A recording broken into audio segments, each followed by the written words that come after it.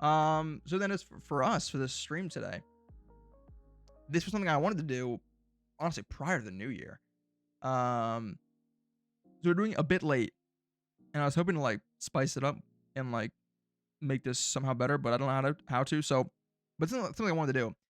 I mentioned this before. I found this article of people from 100 years ago, people from 1925, who gave predictions for what they think the world would look like in 2025. And I was like, this is super cool. And some of them are hilarious as well. So I thought it would be fun if we went through and just read some of these just for fun. I figured it would just be fun to just kind of like just go through these. Just because that's kind of hilarious. And it'd be cool to see what some folks thought things were going to be like 100 years in the future, and compare and see how close or how much they miss the mark. So that's what we're gonna do for a little bit here. I got like an article with it pulled up, and then after that we're gonna find a game to play, depending on how long that takes. And I got a few choices, and I haven't really decided yet because I didn't really think that far ahead, but that's the plan. Like I said, guys, 2025, the year of the streams on this channel, they're gonna be so much better, and I'm already proving that by having a really great plan. Why do you think I didn't get any maple syrup? That's funny. But yeah. Anyways, so yes, here is our lovely. So let me see if I can actually make this bigger, easier to read. So my original thing was I was gonna try and like take this and make this like easy for you guys to read, like put it on like maybe like make kind of like a goofy like middle schooler style slideshow presentation. Kind of like everyone remembers in middle school when you have to like when you first started learning to make slides, like slideshow presentations for your projects, and they look like shit. You'd have like a clip art in the corner, like a picture of something, and then you'd have like bulleted text or just like walls of text that you would just read from. I feel like I wanted to try and do something like that with some of these like quotes and like predictions from these people. Didn't get to it because of where I ended up. So we're just gonna kind of go through this article, but I think it should be fun. The mustache matches the vibe. The mustache is everything. Oh, thank you. Is it kind of like this guy? Similar vibes, huh? Yeah, not bad. His isn't as good as mine. Mine is quite a deal better. But he's trying his best. Listen, I applaud that. That we can't all be like me. He's trying his damn best, and I applaud him for that. He's doing what he can. Too big. Let's go like, whoop. There we go. That's plenty big. All right. So yeah, I looked at like a few of these, and they were like some of them were pretty cool, interesting, funny, whatever. And I was like, sweet. So I haven't looked at all of them obviously, so that'll be fun for me as well. He's so father. Thank God he isn't like, yo, but start solving one Thomas is too much. Oh, okay. Well, you were just saying how you guys are bummed I was gone, and now it's one Thomas is too much. Well, you know what? Maybe you're not. Maybe I shouldn't be offended. Maybe you're kind of right. I feel like one of anybody is too much. I feel like that could get old pretty quick. Also my nice streak. Yeah, that ran out for the year probably, right? It's gone for the year. But anyways, let's start going through these. So to start here, we've got Beauty is Skin Deep. I'm not sure what this one is. I didn't look at this. But so like I was saying, 100 years ago, a group of deep thinkers dared to imagine what life would be like in 2025. Some of their prophecies were completely off target, while others proved to be weirdly accurate. Join us now as we gaze in the crystal ball from 1925. This is from the Akron Beacon Journal. So thank you, Akron Beacon Journal.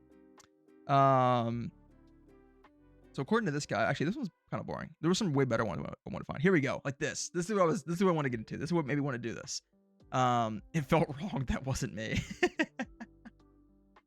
Hey, 2025 is the year of being yourself. So be true to yourself. Don't be fake around here. We don't want that. But this is what I wanted. Advanced aging. So people in 1925. This is 100. You guys remember, for context, 1925. Like, cars were very new things. We were still just getting out of like horses and horse-drawn carriages were very much still a thing. We were just getting out of the Great Depression in America. World War I had like just ended. When was World War I again? It was, I think, 1914 to 1919. Am I correct on that? something like that. It was recent enough. I'm sure someone will tell me I'm wrong on those dates, but yeah. So this is a just different time entirely. Is what we have to keep in mind here. So this is why I wanted to like kind of clean these up, but yeah. So first things first, they believed that thanks to science, people would live to be 150 years old. Miraculous progress will not stop. A great scientist at the Pasteur Institute in Paris has said that in 100 years' time, a man should live to the age of 150. Because why not? Because why not? A famous American doctor has suggested to me that we should all be immortal. Who can tell what scientific investigation may bring? No one can say how long we may live when we are free from the ravages of germs. And isn't that so topical? Isn't that so topical? Also, superpowers, yes, you're getting a little bit ahead of me, but yes, superpowers, yeah, they get, trust me, they get crazier. They get crazier. Some of them get kind of weird. So these fuckers thought the average lifespan was gonna be 150 years old. How topical too, because for those of you who've been following the news with the recent, just murder in New York City of a healthcare CEO, like at least for us Americans, keep it you lucky son of a gun with your free healthcare, and the rest of the world. We can't even figure out our fucking healthcare. We can't even figure that shit out. These guys 100 years ago were like, oh, we're gonna live to be 150. Brother, I'm lucky if I get to 80 and have a home. We can't afford houses. We can't afford healthcare. Our healthcare system sucks. 150, are you out of your mind? I'm pretty sure the average age is like, I think the average life expectancy now in the US is like around 80, I want to say. Actually, that might be a bit too high. Average life expectancy in the US is actually 77.5. So actually, I kind of nailed it. Ooh, females in chat, get excited. For males, it's 74.8. For females, it's 80.2. So it's true that what they say that women actually do outlive men. Look at that. Ladies, you got us beat. Hats off to you. I don't know what you're doing. But you're doing something right. Maybe I'm gonna have to start taking some notes out of your guys' book.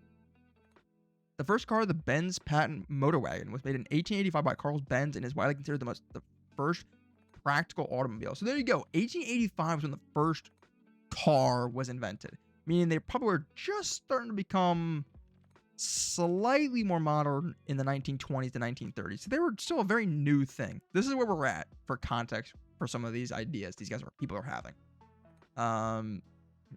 Superpower of getting no bitches. That's so mean. I'm sorry, that was really funny. Me too. I want to die alone. You guys are so nice to each other. I love it. It makes me laugh. Housing crisis very real. Yeah, I'm gonna be honest. This is a bit of a downer we're starting on here, but shit's real. Yeah, because we're not stupid. Nagging helps. Oh god, I barely want to make it to 30. Yes to all. Men are stupid.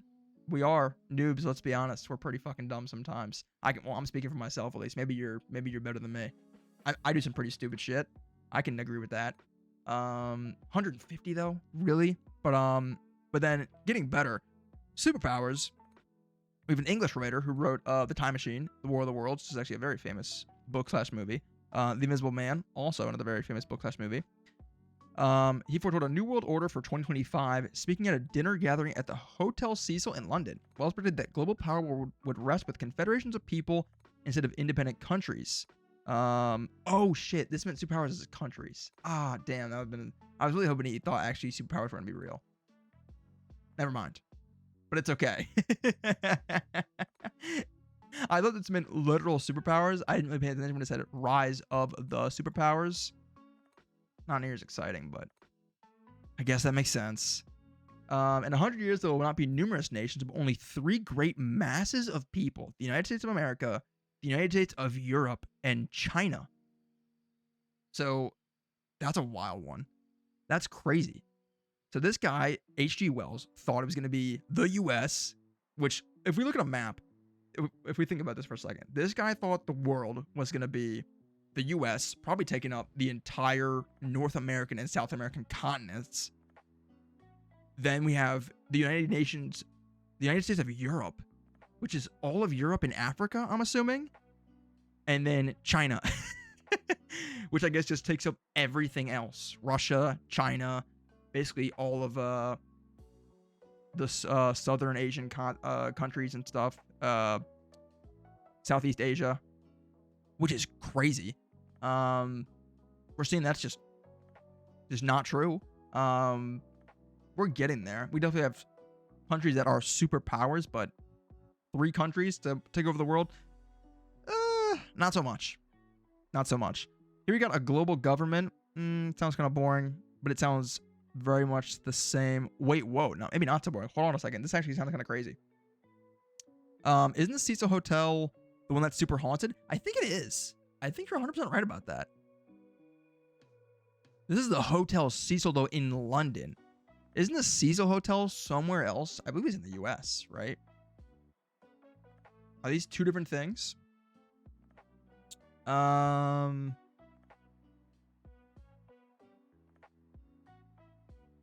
the Cecil Hotel is the one in Los Angeles. That's the haunted one. 16 sudden or unexplained deaths that have occurred in the hotel. And just in case you guys were curious, you can still book rooms here. I didn't think you could do that. I'm getting a thing to see prices. Is this real? No way.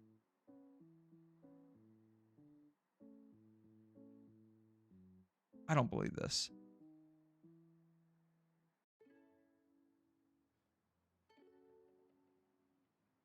Okay, no, it's closed for renovations, but only just recently. I think it's saying 2017 is what I'm seeing.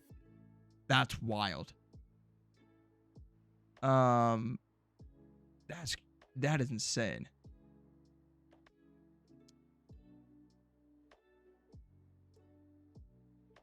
The lore in the hotel is insane. Yeah, I've heard things here and there. I've heard not good things. I've heard lots of really bad things. There's a lot of murders in that hotel, right? I mean, that's what I've heard is like really bad about it. Why is Kibita so mad today? Hey, it's all in good fun. I don't think anything's meant in earnest. Okay, confirmed. Test, thank you. Callie. The story of Elisa Lam. Elisa Lam.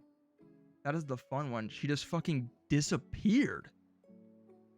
Is that like the one that like kicked off the Cecil Hotel, like for what it made it infamous? Booking it now, be right back. What a great stream idea, guys! If this is the year of streams for this channel, if this is the year we go to the moon, is that what we got to do to kick things off? I have to go stay in the Cecil Hotel. That was gonna get the views.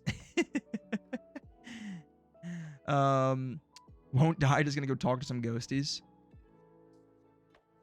As long as the price is fair, I'm going. Fair enough. We were just talking about how bad housing is. If the price is good, I'm going. I'm there. I don't want people to go there on Ghost Adventures. I love that show. My favorite episode was in Anton Levy's house. That's crazy. You just mentioned that. I used to love Ghost Adventures.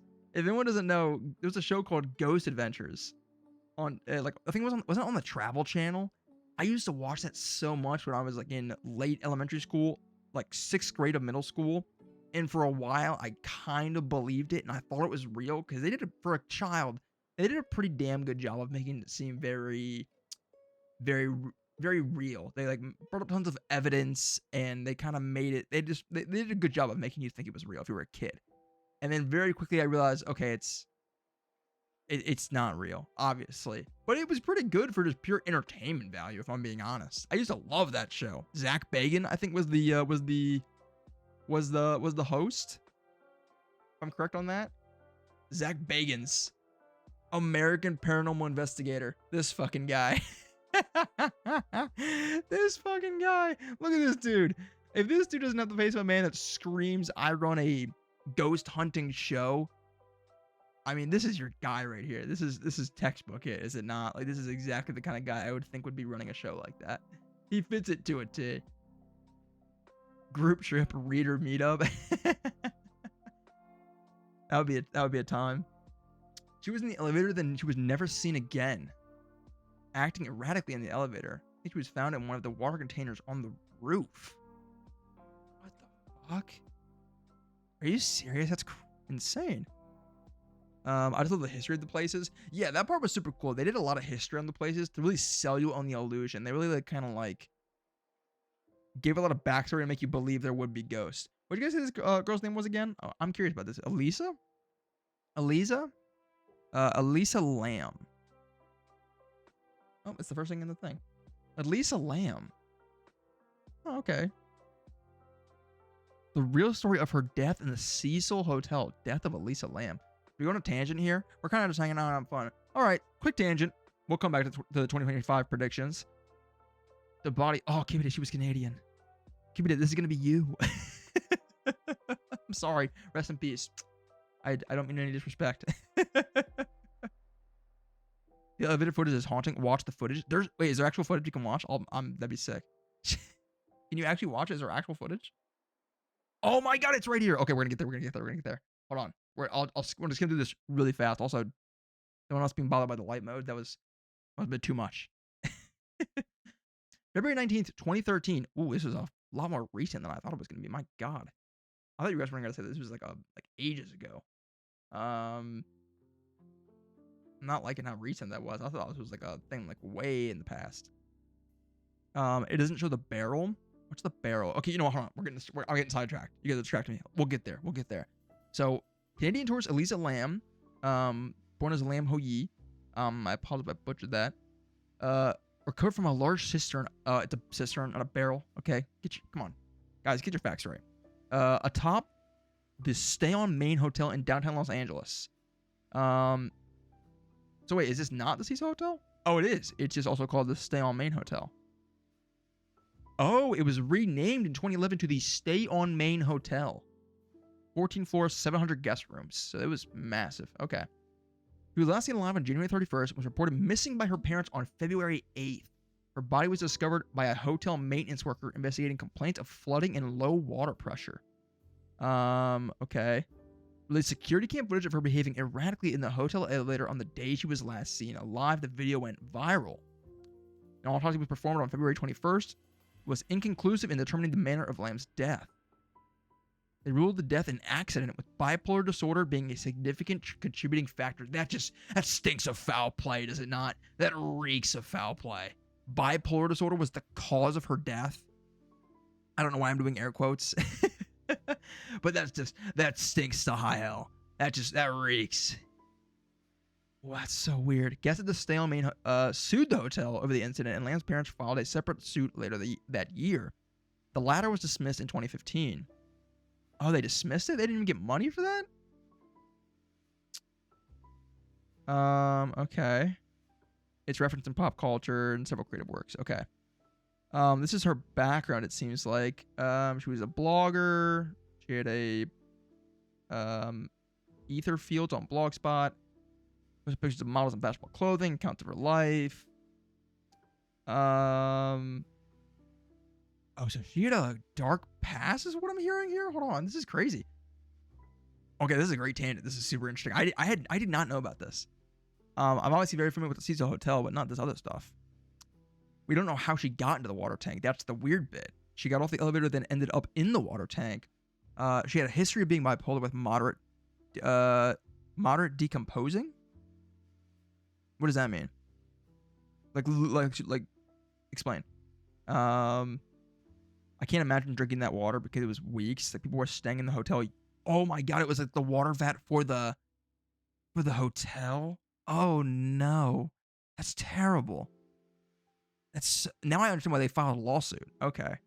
Gotta go, folks. But thank you for returning safely, Thomas. Tubby, thank you so much. I really appreciate it. You are so sweet and kind. Good luck with your school and all that fun stuff. I hope to see you again soon. Love having you in chat. But take care. Have a great evening. So good to see you. Take care. Bye-bye. And thank you. Don't thank me. Thank you. But, anyways.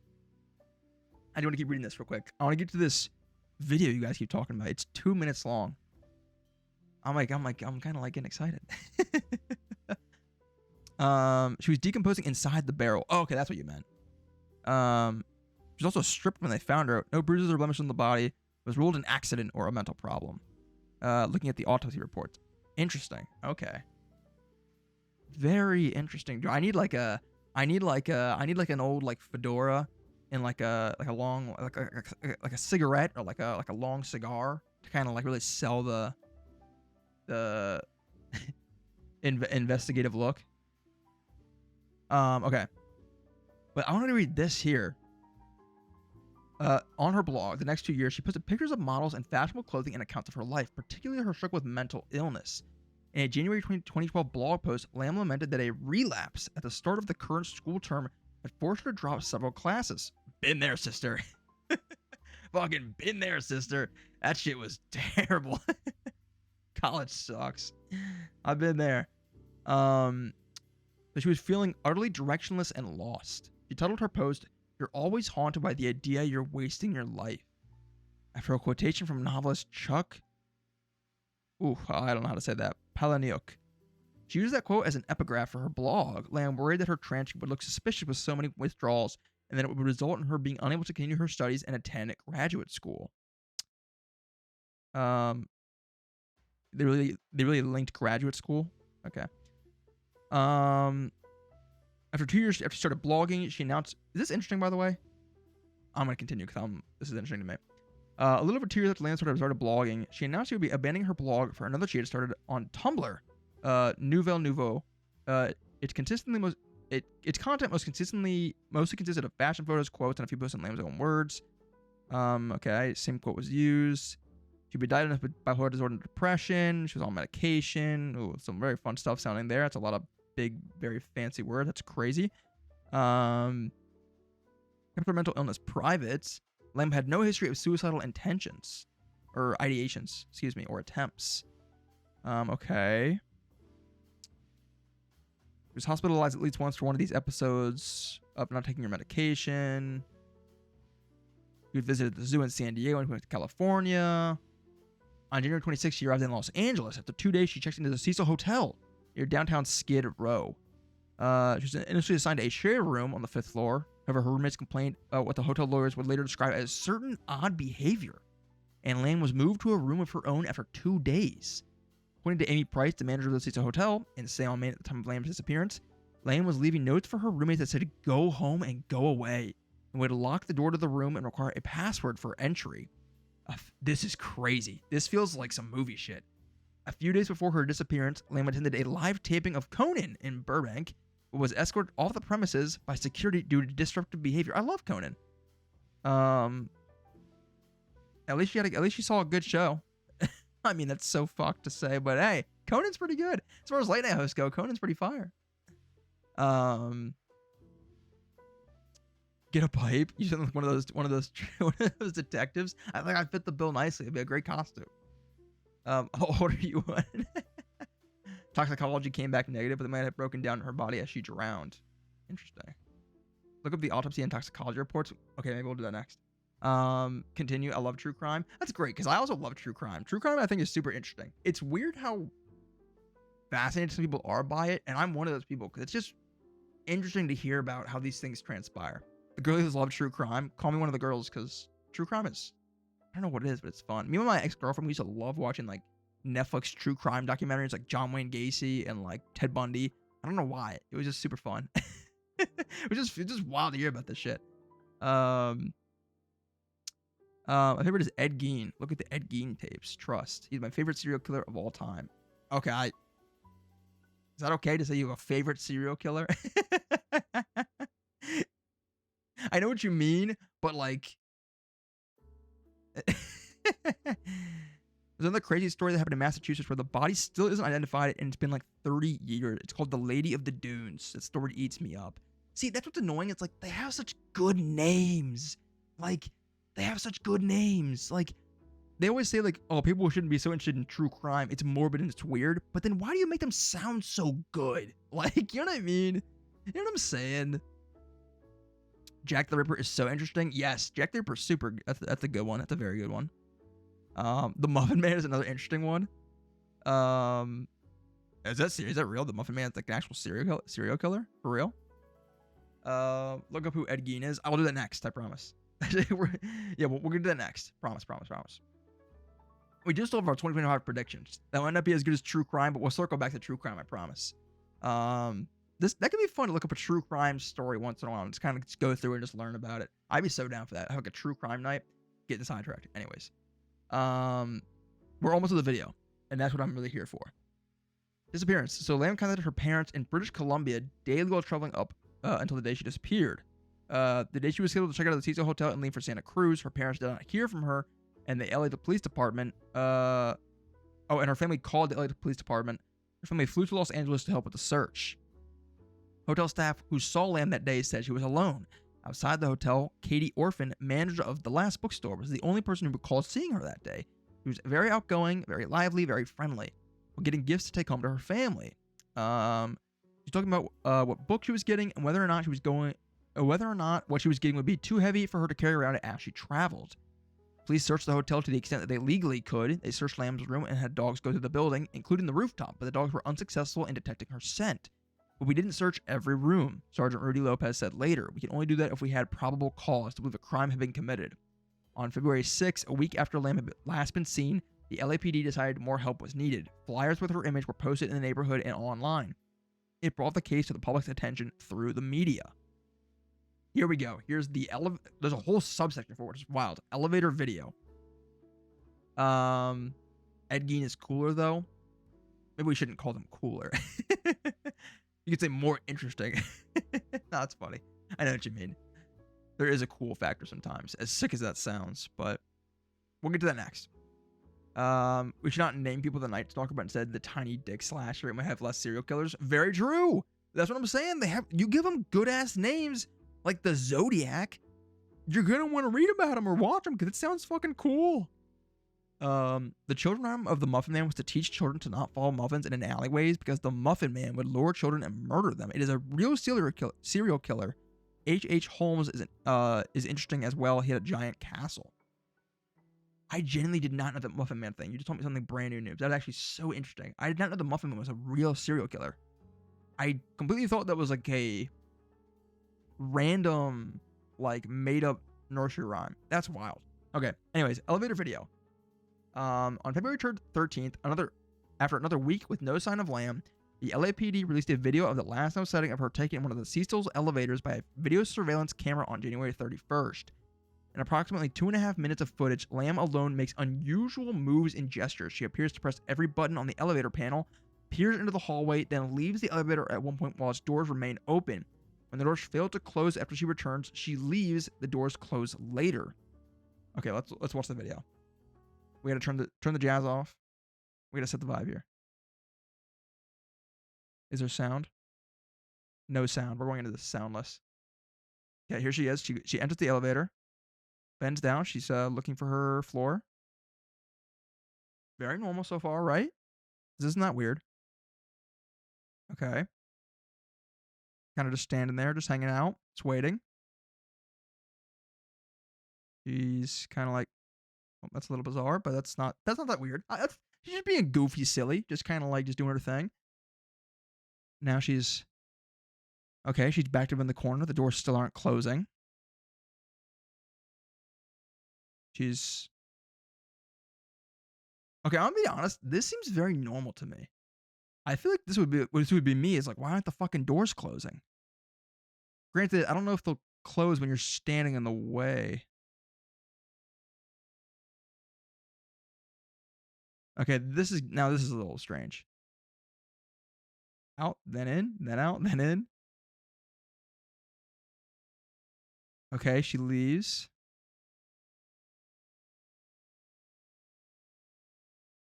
This is so bizarre. Because now I have two questions. One, what is she doing? Which is still not anything crazy, but it's weird. But two, why are the doors just open? She went in, she picked her floor number, no? So then why is okay, now she's got her, nope, hood's not up. Back in the elevator, she's pressing more floor buttons, a bunch from what it looks like. wish there was sound to this. If there was sound to this, that'd be so good. There's no sound though. She is paranoid with bipolar. Yeah, but I mean, I just don't. She's not doing anything super weird. It is weird for sure. This is strange actually. I'm not sure what this is.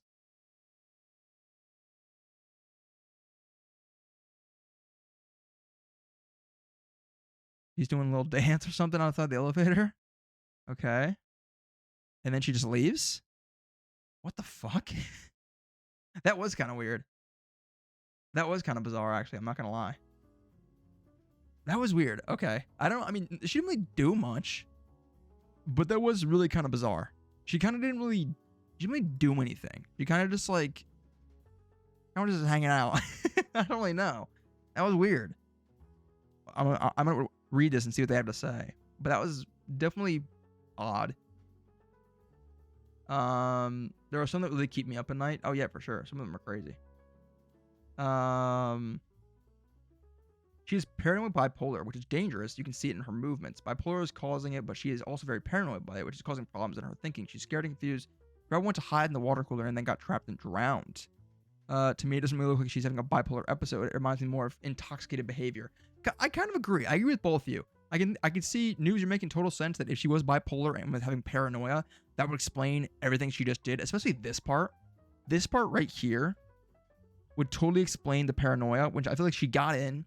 She presses her, like, see this, she presses her floor to go to her floor, right? She bends down, looks for her floor button. She's like, okay, got my floor, backs up, right? Now she's just waiting for the elevator doors to close. For some reason, the doors don't close unless she pressed the button that told them to stay open. But if she has paranoia, this makes total sense. Because now I'm sure she's thinking, well, why the fuck aren't the doors closing? This is a little weird. I'm getting a little scared. Because then I noticed this. She goes into the corner. She goes into the corner, back to the wall, look like, as like hiding from the entrance. Almost like she's hiding from someone. You know what I mean? That does scream paranoia. She's nervous. She's scared of something, right? But then I'm just confused by the rest of this because the door doesn't close and she's kind of just hanging out. She's just doing these little dances. She's just kind of hanging out in the hallway. Now she just seems like she's kind of just hanging out. You know what I mean? Which is weird. Which makes me think, kind of like you were saying, Tess, like it's just like almost like intoxicated. She's kind of just goofing around, just being really loose and just kind of not really caring. That's also what this kind of gives off to a degree. Toxicology also said that the drugs could have been in her body, would have been disintegrated from the water, so they can't tell. Why was she hiding the water cooler? That's the weird bit. 100%, yeah. But to Noobs' credit, if she was having an episode of paranoia, that's the thing is, you're right. That is the weird bit, and it wouldn't make sense probably, right? Because if she's in having a paranoia episode, in her brain, she might be like, oh, I'll hide in the water cooler. They can't find me in there, or it can't find me in there, or whatever she thinks is coming after her. If she's even thinking she's being chased in the first place. You know what I mean? Looks like she's trying to swim. Look at her arms. Looks like she's swimming. Yeah, you're kind of right. I guess that kind of does look like what she's doing with her. I noticed what she was doing with her arms, kind of like this, when she had her arms kind of out to the side, kind of like you're doing like a breaststroke almost. Yeah, you're kind of right. Yeah, you're really right, actually. She's kind of doing this thing where she's almost like kind of like you'd be paddling in the pool or something like that. Still, the whole thing is just really weird. Like the doors just stay open and she's just out there just kind of hanging out. And then she just leaves too. She doesn't even get on the elevator. Like that's what I think is the weirdest part of this. Is she calls the elevator. Because then she gets on and she presses her floor number. You know what I mean? She gets on, presses her floor number, waits. She waited for the elevator to close. Like this was normal right here. She wasn't behaving weirdly at all. She's waiting for the door to close. And then, like, I think up to the 35-ish second mark, everything she did was completely normal. She calls the elevator, she gets in, she puts her floor number in, she waits patiently for the door to close, and when the door doesn't close, she kind of pokes her head out like, is someone out there? Is someone calling an elevator? Is it waiting for someone? And then she starts behaving very strangely. You know what I mean? It was normal for the first like 35 seconds, and then it got weird. She could be on drugs, possible. How the fuck did she even get on the roof? Also a great point. You could just walk up the stairs, or in her case, maybe run from paranoid bipolar. Well, yeah, but I think the thing is, like, most hotels, you'd think the doors to the roof would be locked. They should be, usually. Tess nailed that same thing. Trying to wave someone off. Almost wonder if she's arguing with someone who isn't there. That's not a bad idea. You know, bipolar, paranoid, like, could be talking to people that aren't there. Could be seeing people. Imaginary friends, possibly. Ghost? Maybe she's trying to urge the door closed. Oh, not a bad thought. Maybe kind of like, come on, close. And it's not closing. If she feels unsafe, yeah. No, I agree. Kind of like she was just like, I've done that before too. Or you're kind of standing in front of the microwave and you're kind of like, come on, hurry up. Like you're making like little funny hand gestures. That's why I was like, the first minute of that video wasn't that crazy. It's just the longer it goes on and she keeps doing it, you're kind of like, okay, now this is kind of going on for a long time. Now I'm kind of like, this seems bizarre. Okay, let's see what they had to say about this, because I'm curious. Good call. Here's.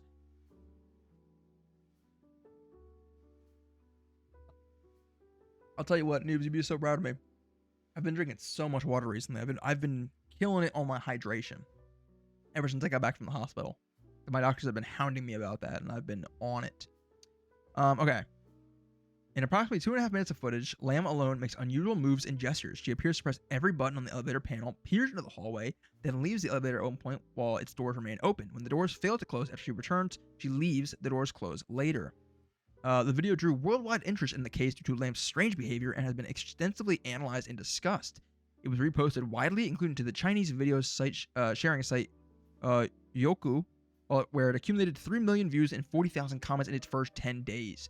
Many of the commenters found it unsettling to watch. It does, this video, you know what I mean? Like, it does nail that, like, found footage, grainy. I know it's from a surveillance camera, so of course it would nail that because it's from a surveillance cam, but it nails that kind of like Blair Witch Trial, Outlast video game, found footage, like, eeriness. It really does give off, like, really creepy vibes.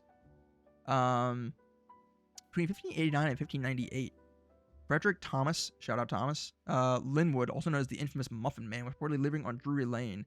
The story goes that Linwood killed as many as 15 children by luring them into dark alleys with a muffin tied on a string. Oh, come on. Kids can't be that dumb. Actually, yes, they are. I'm sending it again. I don't know if you saw it or not. I think I missed it, so sorry, noobs. Thank you for sending it again. That's real. I never knew that. You just told me something brand new. I'm going to drop that on some friends tomorrow. I had no idea. The Muffin Man was a real story. That's actually kind of crazy. And that's kind of cool. You know, you're right. That is kind of cool that the story was real. Not cool that 15 children were murdered, but the story's neat because I didn't know it was real. The nursery rhyme was based off of that. So, Blair Witch Trial was stupid as a movie if you think about it. I mean, it's stupid, but I feel like it's meant to be kind of a, like, obviously kind of far-fetched horror movie. I don't think it's meant to be very serious. You know, I think it works for what it does. Fun fact, actually, about the Blair Witch Trial for anyone who's seen it and knows about that movie. A girl in my grade, all throughout elementary school, middle school, and high school, who I knew, her father directed that movie. He was a director. Cool little fun fact for you. I wasn't like best friends with her or anything. I knew her and we talked if we had a class together. But her father directed that movie. Pretty cool. It was to make children not follow things like that. Almost all nursery rhymes are based off fucked up stories, actually. I've heard of others. I just didn't know that one was, which is bizarre. But anyways, let's finish this up. I want to hear what we have theories and speculation. Hold on, we gotta get to that. We gotta get to the theories and the speculation. I'm just reading this entire thing. I hope this is. Ah, fuck. I want to keep going because this is actually super interesting. Several theories emerged to explain her actions. One was that Lam was trying to get to the elevator. Was trying to get the elevator car to move in order to escape from someone who was pursuing her. Others suggested that she might be under the influence of ecstasy or some other party drug, but none was detected in her body. When her bipolar disorder became known, the theory that she was having a psychotic episode also emerged. Although viewers argued that the video had been tampered with before being made public. Besides the obscuring of the timestamp, they claimed parts had been slowed down and nearly a minute of footage had been removed. This could have been done to protect the identity of someone who otherwise would be in the video, either related or not to the disappearance. Oh, see, but that would have been so good. You imagine if there was someone else in the video and they cut it out? Like, that would have been so interesting to see how she behaved when there was another person in the video. If that was true, that's so, I want to see so badly if there was a full video that they cut down. I'd be so curious. Isn't Ring Around the Rosie or something about the plague? I think I did know that one. Yes, it is. There's also one about Carrie. The phrase "we all fall down" in the nursery rhyme "Ring Around the Rosie" is often interpreted to mean falling down dead from the bubonic plague. Roses, red marks left by the bubonic plague posies. Flowers carried by plague doctors reduce the smell of death. Sneezing, a symptom of the plague falling down. The result of the plague ashes, a reference to the cremation of plague victims. That is all the same nursery rhyme. Huh, okay, I didn't actually know it to that extent. I knew the nursery rhyme, but I didn't know it was that in-depth about the bubonic plague. How fun! I learned that when I was like 4 years old, as I'm sure most of us did. You know, ring around the rosy, pocket full of posy. We're singing about the death of millions. That's crazy, dude. That's why when you think about it, then we teach kids that at like the age of 4 or 5. They don't know what it's about, so it sounds nice, but still. But anyways, to nearly wrap this up, during the search for Lam, guests at the hotel began complaining about low water pressure. Some later claimed that their water was colored black and had an unusual taste. Oh my god. Oh my god. You guys were right. They were bathing and drinking this water that she was... Dude, that is disgusting. Oh my lord. On the morning of February 19th, Santiago Lopez, a hotel maintenance worker, found Lam's body in one of 4 1,000-gallon tanks located on the roof, providing water to guest rooms, a kitchen, and a coffee shop. Through the open hatch, he saw Lam lying face up in the water. The tank was drained and cut open since its maintenance hatch was too small to accommodate equipment needed to remove Lam's body. Holy shit, dude, that's insane. On February 21st, the Los Angeles Coroner's Office issued a finding of accidental drowning, with bipolar disorder as a significant factor. The full coroner's report, released in June, stated that Lana's body had been found naked. Clothing similar to what she was wearing in the elevator video was floating in the water, coated with a sand-like particle. Her watch and room key were also found with her. Lana's body was moderately decomposed and bloated. It was mostly greenish, with some marbling evident on the abdomen and skin separation evident. There was no evidence of physical trauma, sexual assault, or suicide. Toxicology tests showed traces consistent with prescription medication found among her belongings, plus non-prescription drugs such as Cinetab and ibuprofen, which are, I think, both. I know ibuprofen is for sure, but I think Cinetab is also an over-the-counter drug, so nothing crazy. A very small quantity of alcohol was present, but no other recreational drugs. Investigators and experts have, however, noted that the concentration of her prescription drugs in her system indicated that she was under-medicating or had stopped taking her medications recently. Oh, really? This is wild. Carrie with an axe gave her mother 40 whacks. When she saw what she had done, she gave her father 41. I have not heard that one. That one is way worse than the other one. That one is actually about Lizzie Borden.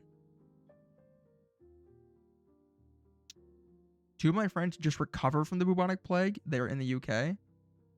Wait, are you being serious? The bubonic plague is not a thing anymore, is it? Is that still present in the world in places?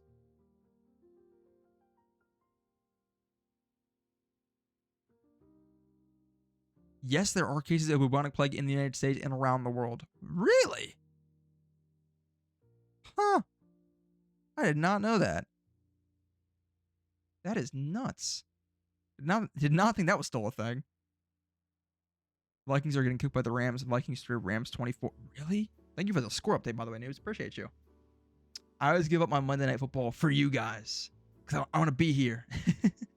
Also, I like to stream, and if I watch football all the time, and I would never stream because there's football Monday, Thursday. Thank you for the update. Side note, I'm obsessed with plague doctors. We have a resounding yes from the entirety from all 3 of you guys. Same. Plague doctors are interesting. I would say I'm obsessed with them, but they're neat for what they were tasked with doing, and everything about them is kind of interesting.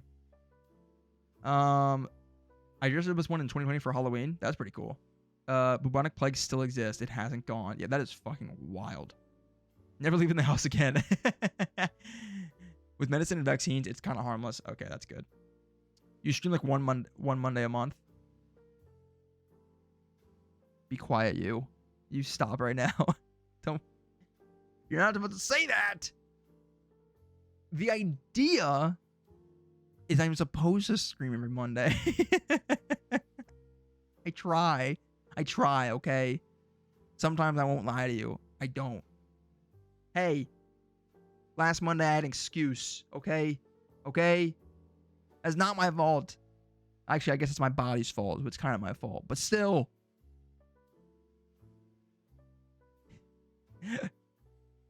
Square gave you using quarter 3. Vikings got cooked. Gotcha. 4th and 5th of the 50. Jesus, yeah, they're getting smoked. That's crazy. But you don't because you're a liar and you never watched the movies I recommended. Okay.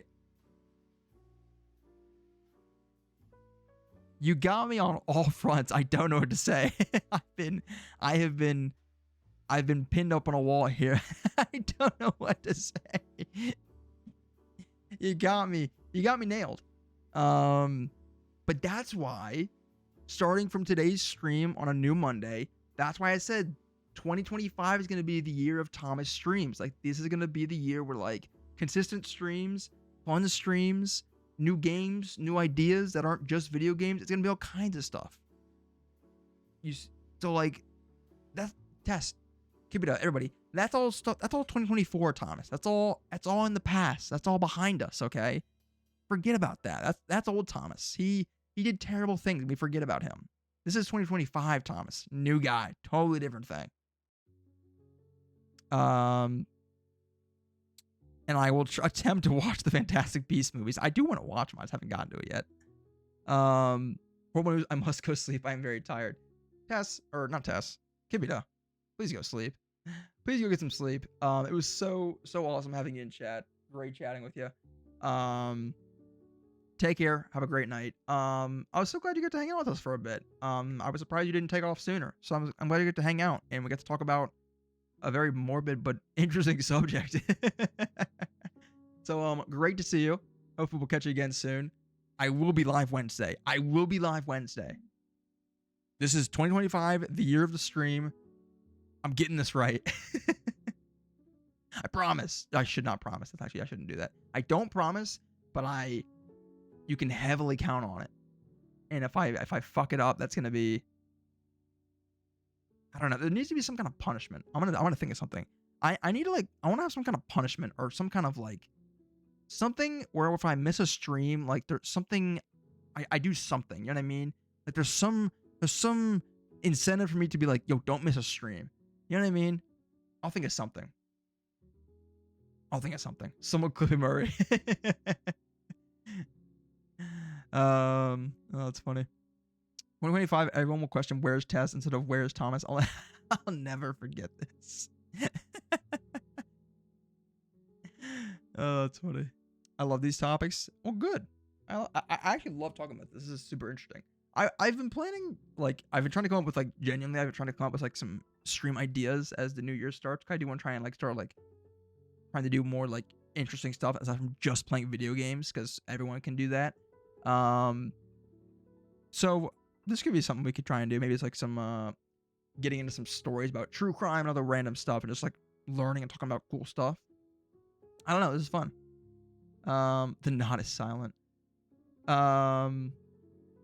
But anyways, I do want to leave this last bit, and I want to get back to the 2025 speculations, go through those, and then the little surprise at the end I was going to do was Resident Evil 4. I just finished downloading Resident Evil 4. I have that on deck, so I wanted to start that game, because I know I just said not playing as many video games, but we're still going to play video games. I mean, this is Twitch. Come on, what the fuck do you think we're doing around here? So RE4, I think, is next in the pipeline, is what I'm thinking. It was either that or just something else random, but that's like the next immediate game I'd like to play, is keep my Resident Evil streak going. Wait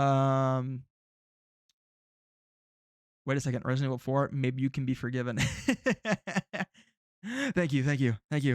You're too kind, you're too gracious. Yes, Resident Evil 4. that's cheating a bit. That's a weak spot for you, Tess.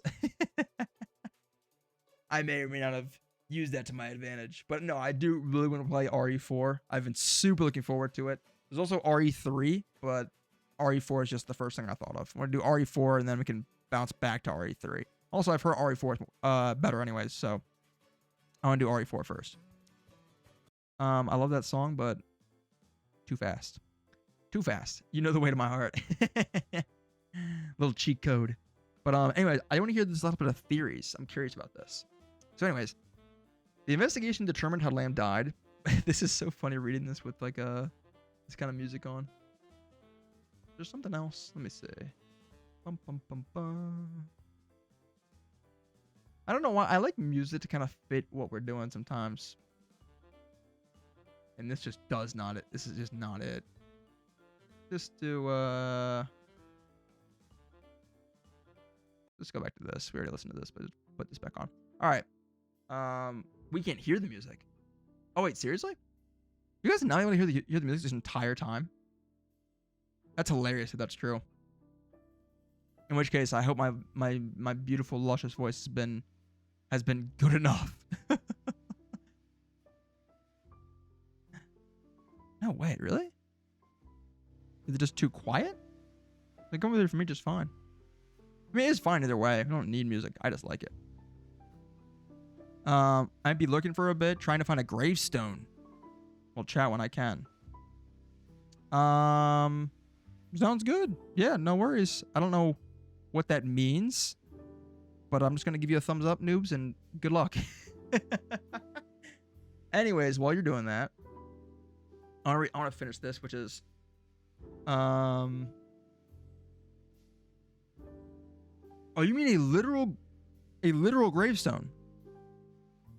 Wanting to find where my friend is buried. I want to clean it and make it nice. That's so sweet. Are you like... You're probably looking on Google Maps, right? I'm not joking. My dumbass literally was about to say, "You're not in a graveyard, are you?" I was literally about to say, "You're not in a graveyard, are you?" Oh my god, I'm so sorry. Been dead for years. I'm so sorry. Genuinely, rest in peace. That's really sweet. That's really nice.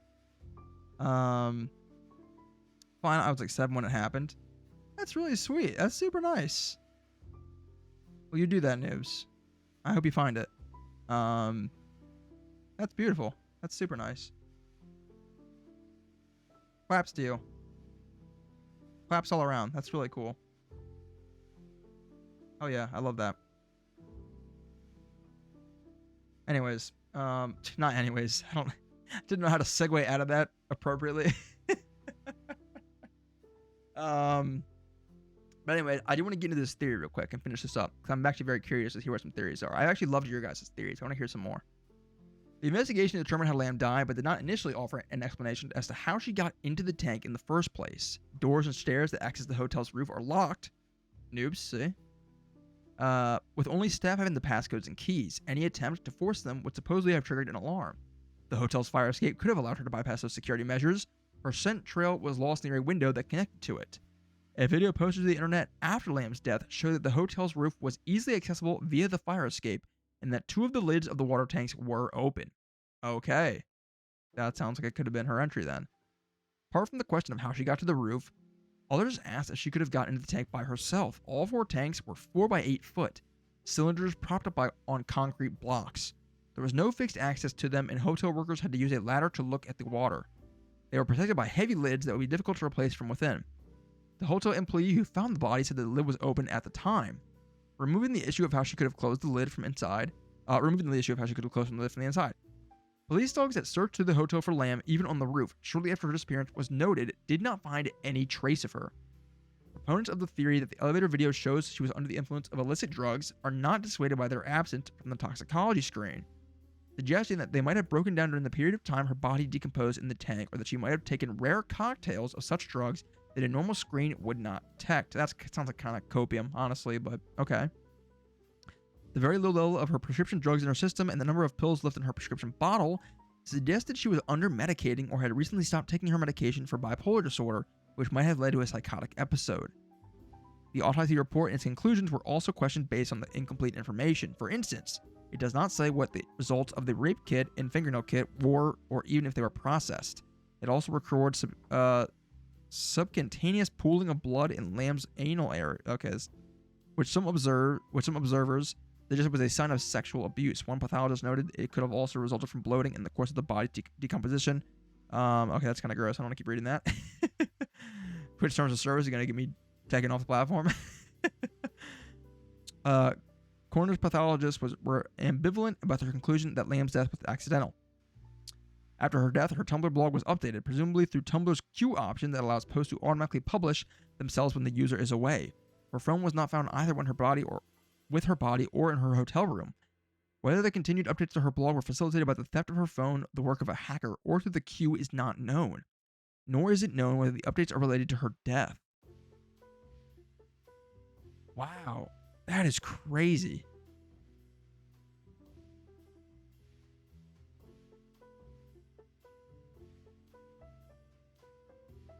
And then looks like there was a movie based off it called Dark Water. Been featured in different series like oh, I know Castle. That's a true crime-esque show. How to Get Away with Murder, a similar storyline. Yeah, lots of stuff. Wow, that was wild. That was super. That's crazy. I'm so glad we got on a tangent on that. That was super interesting.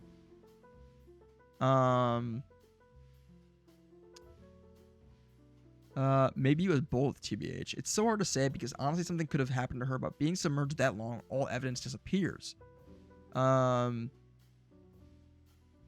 See, that's super wild.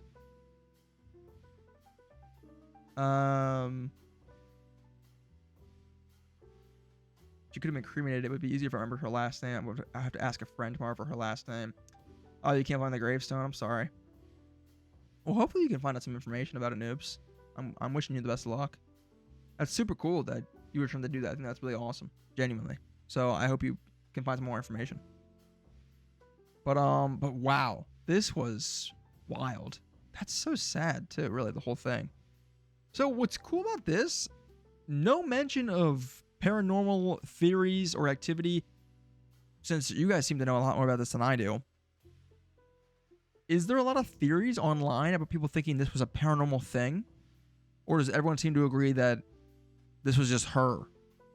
Because this is in the Cecil Hotel, and the Cecil Hotel is supposed to be super haunted, no? Like, correct me if I'm wrong. Is the Cecil Hotel a haunted thing, or is it just the location of lots of murders? It was an interesting case. Double homicide and a suicide. Nope, it was just her. I don't believe that paranormal had anything to do with this case. Okay, interesting. That is so bizarre, though. But then the Cecil Hotel, right? That is... That's supposed to be a paranormal type place, yes? Like, I know that there was lots of murders and disappearances in said hotel. But is a Cecil Hotel supposed to be haunted? Or no? It's just the location of lots of bad stuff. I guess I could just click on it and just go to it instead of asking you guys. But, let's see. The first line. It's an affordable housing complex in downtown Los Angeles. Yeah, okay, man. Many suicides, accidental, or unnatural deaths occurring there. Dude, could you imagine living in this fucking building? Hell no. With the history it's got, I ain't fucking living there. You'd have to be, you couldn't pay me to live there, honestly. Reputation for violence, suicide, and murder. Oh my lord. Yeah, no thank you. I'm good. I'm good, family. I'm alright. Oh no. You can see her reaction on other people with drugs in their system. Interesting. This day of age, there isn't a lot of cases that could have been paranormal. Back in the 50s, people didn't really know what mental illness was, so they always said it was paranormal. I'm sure you already know that, though. Yeah. 100%. For sure. I would do it. Dude, I'd stay for a few days just to say I did it. I mean, yeah, I guess that'd be cool. Just to say you did it. I guess if it's not supposed to be haunted, that's not that bad. Maybe I would do it then. I guess I was under the impression that I thought it was like a haunted thing. I thought it was meant to be like a haunted place. If that's not the case and it just had a history of crazy stuff, then I'd maybe still try it. You know what I mean? It's funny because I'm not a big. I don't believe in ghosts necessarily, but I don't also think it's impossible for them to be real, you know? I'm kind of like in between. I've never had any experiences. I definitely lean towards the fact that I'm like probably not real. But I'm not gonna fully doubt it, because like you never know. You know what I mean? I really want to stay at the Conjuring house, like so bad. Maybe that's my 2025 bucket list. What? Why the fuck would you want to stay there? That's crazy. See, that's one thing. Strong disagree. I might not believe in ghosts on the outset, but you could not pay me any amount of money to stay in that place. Because even if ghosts aren't real, if that many people unanimously agree that a place just gives off bad vibes, like I said, I don't disbelieve in ghosts to such an extent that I'd boldly say, hey, you know what? Yeah, I'll stay there. No, I believe in ghosts just a small amount, enough to keep me from going to places like that. No, I would never ever step foot in that home. Never, ever. Well, you have to invite them in. You won't get actual proof unless you allow it. I guess that's your interpretation of ghosts, though, because everyone's got their own interpretation, it seems. Again, to say I did it, it's an insane thing to say. It would be a very cool thing to say, but is it worth it? Is it worth being able to say, oh, I've stayed in the Conjuring house, but you have to do it? You could just lie about it. You could just say you did it. Like, I stayed at the Conjuring house, best 2 truths and a lie I've ever heard. It would be super solid. You're 100% right. I mean, that'd be so dope. But also, like, just lie. Just say you did it. Just be like, yeah, I got special permission. They let me do it for a night. It was super wild. Just say you did it. You don't have to do it. Like, cause just don't. Just don't do it. Peeves, what's up, my man? Happy New Year. Hello. I'd stay in it. Then you're also crazy. I just don't know why you'd want to do that. It just seems so fucking crazy to me. Like, whether or not you believe in ghosts definitely affects your decision a lot, but if you do believe in ghosts, with Tess, it seems like you do. Why the hell would you want to stay there? I got the last name. Hey, there you go, noobs. Nice. Hell yeah. Okay, you weren't invited to my Conjuring birthday party. I'm gonna be straightforward with you, Tess. I don't feel too bad. Sorry. Like I said, I don't totally believe in ghosts, but I'm also not trying to put myself into bad situations. If you're having a birthday party for Harry Potter or Arcane, I'm there. Sign me up. Otherwise, I'm good. No, thank you. I don't believe in that stuff. It's just a house. Well, that's what I'm saying. If you don't believe in ghosts, then like, sure, go for it. That's what I was just saying, is like, on the scale of not believing to believing, I'm around the middle, because I have no reason to sway me one way or the other, but I definitely lean to the side of not believing. I think most of the time it's an explainable thing. People just can't explain it, so they say it's ghost. You know what I mean? But in the off, it's like I'm like 80% I don't believe. But in the off chance that ghosts are real, like I'm not gonna fuck around and find out with some ghosts. You know what I'm saying? I'm not gonna fuck around and find out and go to the Conjuring house and stay there and just basically just tempt fate. You know what I mean? I'm not gonna give them the chance to prove me wrong. I don't want to leave there having been fucking marked for death and been like, hey, I didn't believe in ghosts. I sure as shit do now. Because then it's like, what do you have to gain from that aside from a very cool two truths and a lie icebreaker? Aside from having the coolest two truths and a lie icebreaker you've ever heard, you know what? Then again, now that I say it out loud, maybe that is worth it. Maybe that is worth the price of admission. Maybe having a dope ass two truths and a lie is worth going into the Conjuring house. Maybe you're so right. I'm all things spooky though, if you couldn't tell. No, I had no idea. But no, I mean, I wouldn't. Or at least if I was going to, you'd have to pay me a lot of money. You'd have to pay me like a stupid amount of money.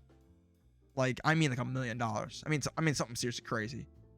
Because otherwise, I'm just not doing that. I'm just not. I'll stay in the house across the street and watch you go in, Tess, and stay in the Conjuring house in Peeves and watch you go into the Conjuring house. I'll watch.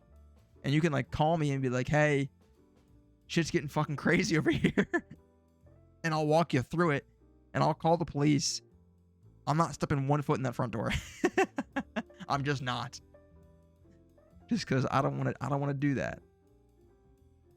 I found the grave. Hey, nice. That's awesome. I have 3 cats. My fave color is blue, and I stayed in the Conjuring house. Yeah, that is kind of a fucking... That's kind of a nice two truths and a lie. I feel like the only thing that could have made it better is then you need to do like a second, like wild thing. Then your two truths are like just bangers. Because then your lie can just be whatever you want it to be, and no one would ever get it. It'd be impossible. That would be like the perfect thing. I'll stay there by myself. Look, you're a braver man than me, or maybe you're a stupider man than me. Whatever you want to, however you want to call that, brave or stupid. I'll leave it up to interpretation. I'm just not doing a dance with the. I'm not gonna do a little dance with the devil. Is what I'll say. I'm just not gonna tempt it, just because I don't want to. But you two can get your two truths and a lie. You can get your kudos. You can say you're braver than me, and I'll fully agree with you. I'll be like, hey, hell yeah, yes you are. You guys are brave. You guys are troopers. I couldn't do it what you did. What other insane thing can I do? Yeah, you got to figure out some other batshit crazy thing to kind of round it out. 1213 died in 2016. I'm glad you found the grave news. That's awesome. That's a super cool thing. Maybe smarter depending on if ghosts exist or not. Yeah, exactly. If ghosts don't exist, you look like a beast. You look like an absolute Chad, because then it's just like you look brave. People who think ghosts are real, even though you know they're not, and you just get tons of cool points. If they do exist, then you look pretty fucking stupid. Because then what did you get? You guys get a really cool two truths and a lie. Side effect, you now have, you're probably haunted. Your home's going to be haunted. You're probably going to have nightmares. You're going to be fucked up for life. Yeah, it won't be good for you, basically. You're going to be kind of fucked up. So, two truths and a lie. Eternal haunting. Two truths and a lie. Eternal haunting. I mean, really, I think two truths and a lie takes the cake, though. What if ghosts are super chill? Also possible. What a cool way to die, though. Would it be, though?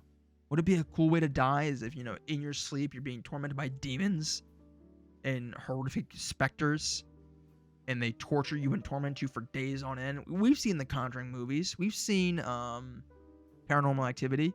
They're gonna fuck with you. They're gonna fuck with you bad. If you think that's like a good way to go, then there you go. You've figured it out. You found your way. You can go in and the ghosts are like, "Yo, what's going on, man?" You gonna pull up in the Conjuring house? What's good, homies? Yo, what's going on? It's like they're actually just super chill. They're actually just chill as fuck, and the previous owners were just super uptight, just not down for a good time. That would be the real twist, You just gotta clear the energy with an incense. I've lived longer than I thought, so I would be up for anything. You guys are really the general vibe of the chat is so great. It's just like, hey, I've lived enough. I'm good. I've lived enough. If I'm gonna go, just take me. Maybe then the Conjuring house isn't that bad. They're trying to scare you. They're trying to make life miserable. It's like, just take me. I'm ready. It's like, you're not scared. You're not like gonna plead for your life. Nah, I'm good. Just take me. I'm ready to go. You don't want to beg or like say like you're sorry for your misdeeds or like say maybe you got more to live for. It's like, nah, I'm good. Just take me. That's really funny. Vikings 9 Rams 27. Ooh. That's not how I thought that game would go. Thank you for the updates, noobs. Appreciate you. You're like my live stat counter. That's fucking awesome. Okay. Anyways, I do want to get back to the rest of our 2025 predictions from 1925. Just 'cause I think a few of these were kind of cool, and I wanted to kind of round out the list. So let's check out the rest of these, shall we? Maybe I will go. You can take a tour for 25. You can take a tour for $25 at the Conjuring house. That is far too cheap. That is scarily cheap, and I say that because like I feel like it needs to be higher just to keep people away. Oh, that is. I don't like it. Hey, if you want to test, you're gonna need to record it, send it in the Discord. I'll react to it live on stream. It'll probably get me taken down for TOS because you'll probably be dead. But like I said, great content. 2025, the year of content. The thought of being possessed kind of turns me on. Okay. You guys are weird, man. And I can't say that because I'm also fucking weird, but just not like that. What part of being possessed makes you horny?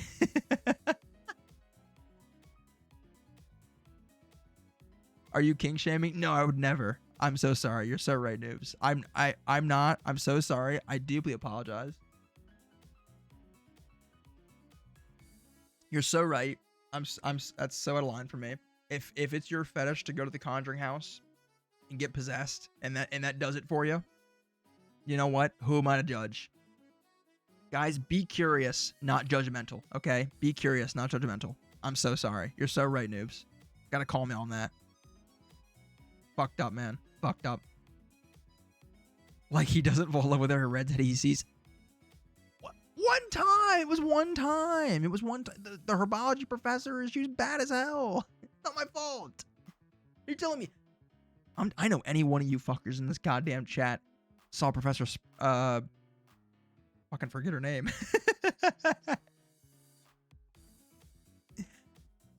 Of course I forget her name because to me she's just honey, my sweet. I know any of you fuckers in chat would have fallen in love with the herbology professor from Hogwarts Legacy if she was real, because how could you not? That's a woman right there. Okay? Don't even try and lie to me and say you wouldn't. I felt nothing towards her. Lies. Deceit. I don't believe you. Anyways. Let's do other kind of fun little predictions these goofballs in 1925 had. So this guy, E.E. Fournier, E.E. Fournier Dalby, an Irish physicist and chemist, he believes a utopian society will be possible in 2025. He said the Earth will be under one government, one language will be written, understood, or even spoken all over the globe. There will still be different races and perhaps allied nations, but travel and commerce will be free and unfettered. Calamities will be alleviated and dangers met by the united forces of all mankind. What the fuck did these guys? What were these guys on in 1925? Granted, yes, we've established how 1925, like, they were so different to how much has happened in the last 100 years. Like, we've experienced the most technological advancement in the last 100 years than more than any point in human history. But what the fuck were these guys on? Because we've already experienced the most technological advancement of all time, and yet these guys still thought that the world would be totally united in a utopian society, free of strife, free of calamity and danger. No, it's arguably worse than ever. Oh my god, this is amazing. The advances of medicine and surgery will have been such that most of the ailments and limitations of old age will have been eliminated. Okay, so this guy's agreeing with the advanced aging thing said by this guy up here. Life will be prolonged at its maximum of efficiency until death comes like sunset and is met without pain and without reluctance. There will be no death from disease, and almost any sort of injury will be curable. New fabrics will no doubt be invented, combining the warmth of fur with the softness and flexibility of silk and the strength of linen. Dress will be so light so that half a dozen changes of costume can be carried in a handbag, and will be so designed that each change will involve no more inconvenience than does the removal of a raincoat. I mean, I'm not gonna lie to you guys. All of this sounds great. All of this sounds fantastic. No. These could not be so far off. These couldn't be more far off than what they are. I mean, this would be awesome. You could carry half a dozen like outfit changes in a handbag. It'd be dope as hell. Couldn't have been further from the truth. E. Fournier Dalby, however you say your fucking name. Great mustache. Hey, as a fellow mustache guy, fantastic stash. You missed the mark just a tad. Just a tad, you did it. Just a tad. Okay, here's a good one. This is kind of what I wanted to get more of, was less about like the world and the governments and economies, and more about like inventions and stuff. This is kind of what I wanted to find. Can't talk today. It is not worse than ever. Every year the world gets safer. Just the news doesn't tell you that. They want you to fear. I mean, okay, yes, I'm well aware that like the world is like obviously like advances in medicine are happening and stuff like that. I don't watch the news. I'm not some fucking guy who really truly thinks that the world's going to end. But like, I'm not gonna sit there and say that we're on the path to a utopian planet. You know what I mean? This guy, like, I mean, different races and odd nations, but travel and commerce will be free and unfettered. Calamities will be alleviated, and dangers met by united forces of all mankind. I don't think united forces of all mankind is happening fucking anytime soon. But no, you're right. You're right. I was being a little overdramatic, but yes. But this is what I really wanted to read about, was this. Scientist Archibald M. Lowe expected the 21st century to offer television machines, breakfast tubes, automatic sleep beds, good shit, Tess. I see you out there working hard. Wireless banking, moving sidewalks, and one-piece suits made of artificial felt. Waking up on time. A very useful service will be the radio alarm clock. Okay, hold on. Let Archibald cook. Archibald might have been onto something here. We might have our first accurate prediction. Signals will be sent out at frequent intervals on different wavelengths, say between 6 a.m. and 10 a.m. every morning. And setting the alarm clock to catch the signal at the desired time will avoid any risk of oversleeping. House and public clocks and even watches will be synchronized by signals sent several times daily, and we shall then know the right time instead of finding a variation of minutes all over a small city. Okay, he was close, but not quite. This guy's saying we were going to have alarm clocks and clocks in general that synced up around the country / world so that there was no one who was even slightly off. Every watch and clock will be precise to the millisecond. Honestly, not a crazy prediction. Clocks are fairly accurate now, so that's not crazy. One of the most tame ones we've had so far. One of the ones closest to being true. Women in science. So here we go. This ought to be good because we know how good women's rights were in 1925.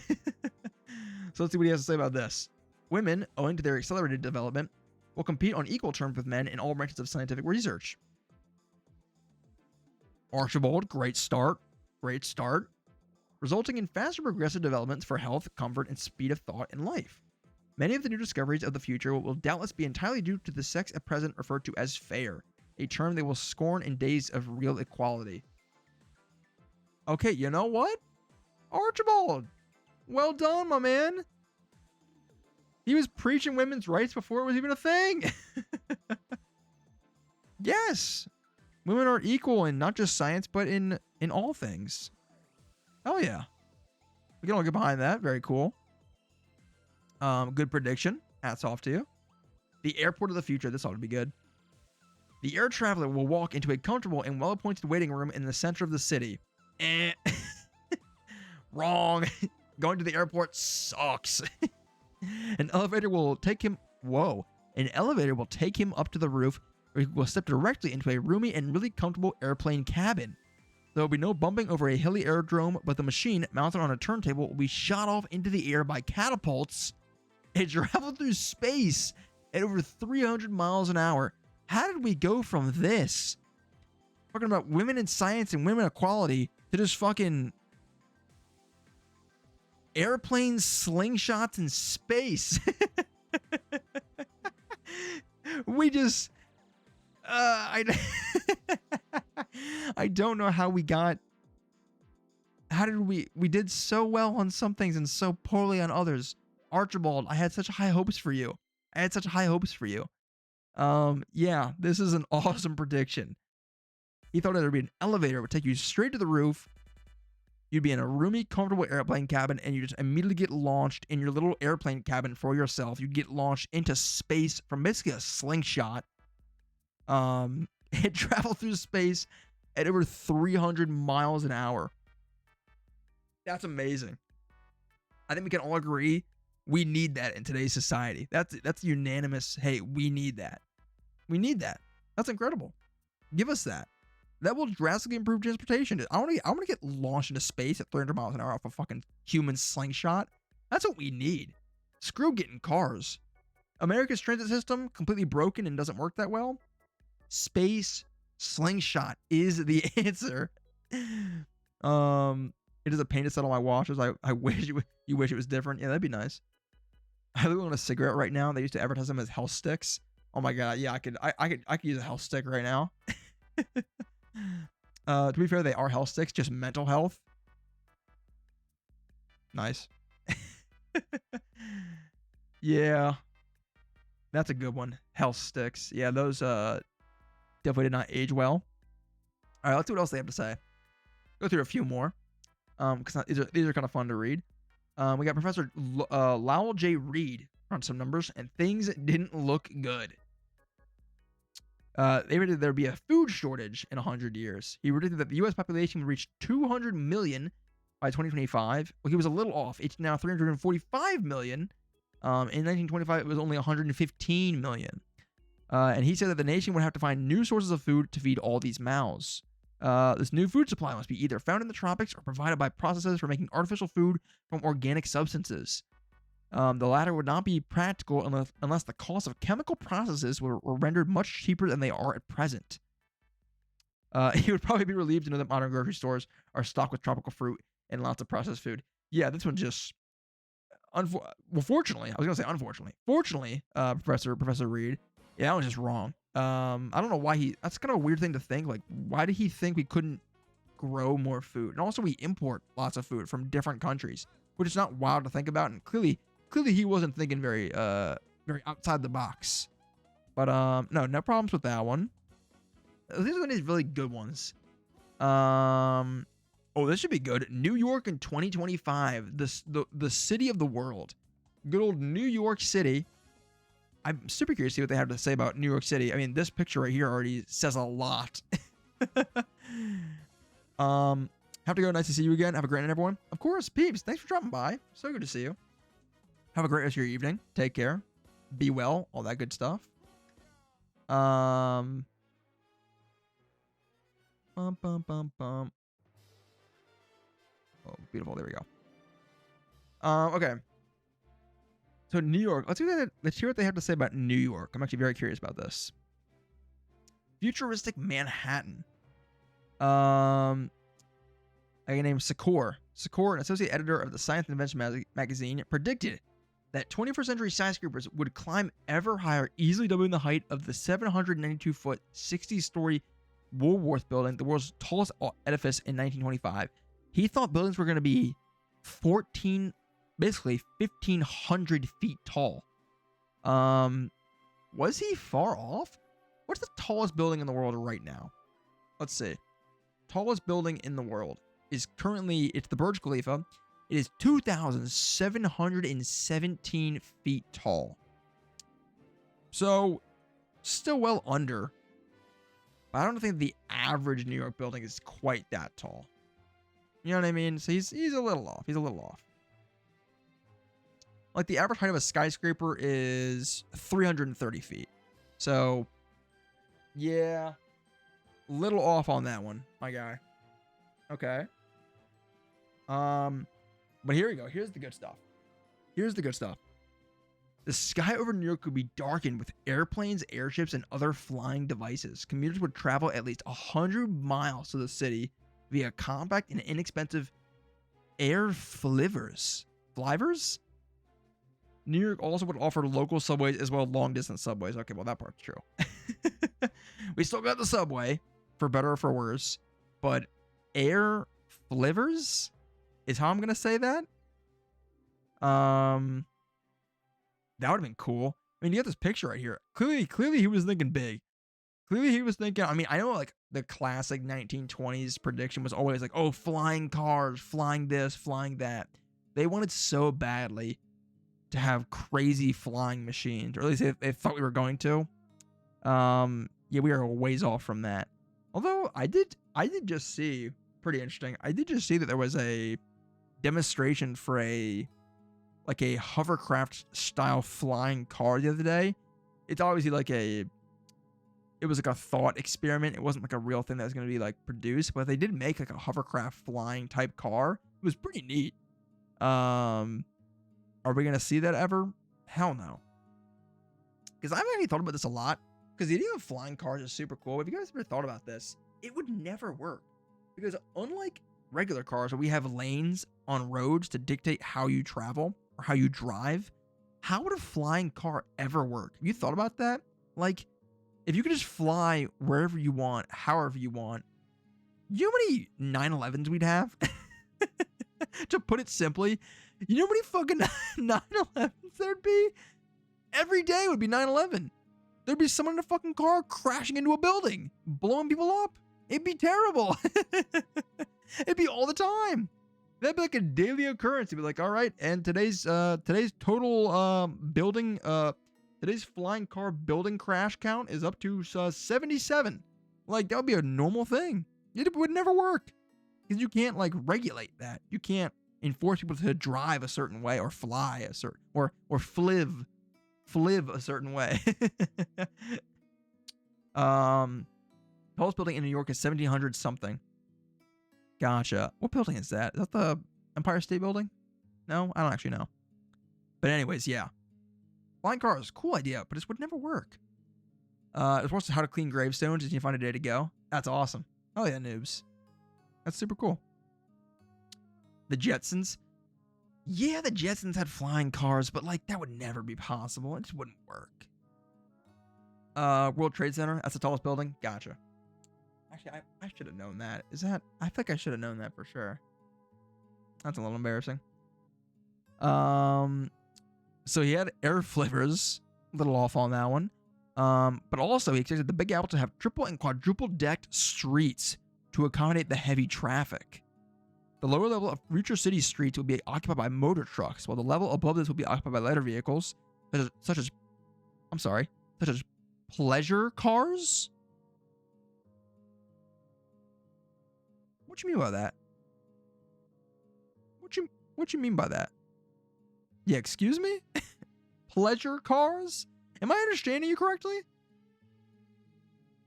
Yeah, getting freaky in this guy's version of New York City 2025. This is kind of sounding like Cyberpunk 2077. Fucking pleasure cars. That's wild. I don't know about that one. The sidewalks, some moving type, in the next 25 to 50 years, will doubtless be built above the motor vehicle street level and be arranged inside of arcades within the building themselves. So there'd be moving sidewalks, he thought, and he said this was going to be in 25 to 50 years from 1925. Let me get this right. He thought in 25 years from 1925 and 1950, there'd be moving sidewalks. Brother, I love the optimism. There was 1950. That's insane. Diddy car? Diddy car? Not a Diddy car. No Diddy, no Diddy. Oh my God, you're right. This guy literally predicted this guy thought we were gonna have Diddy cars in 2025. Just you watch, just you guys watch. In like a few months, come like April, come like May, Elon Musk is gonna announce Tesla's all new Diddy car. and all three of us, we're all gonna be like, oh my God, this fucking guy was right. he was right. He called it. The Diddy car.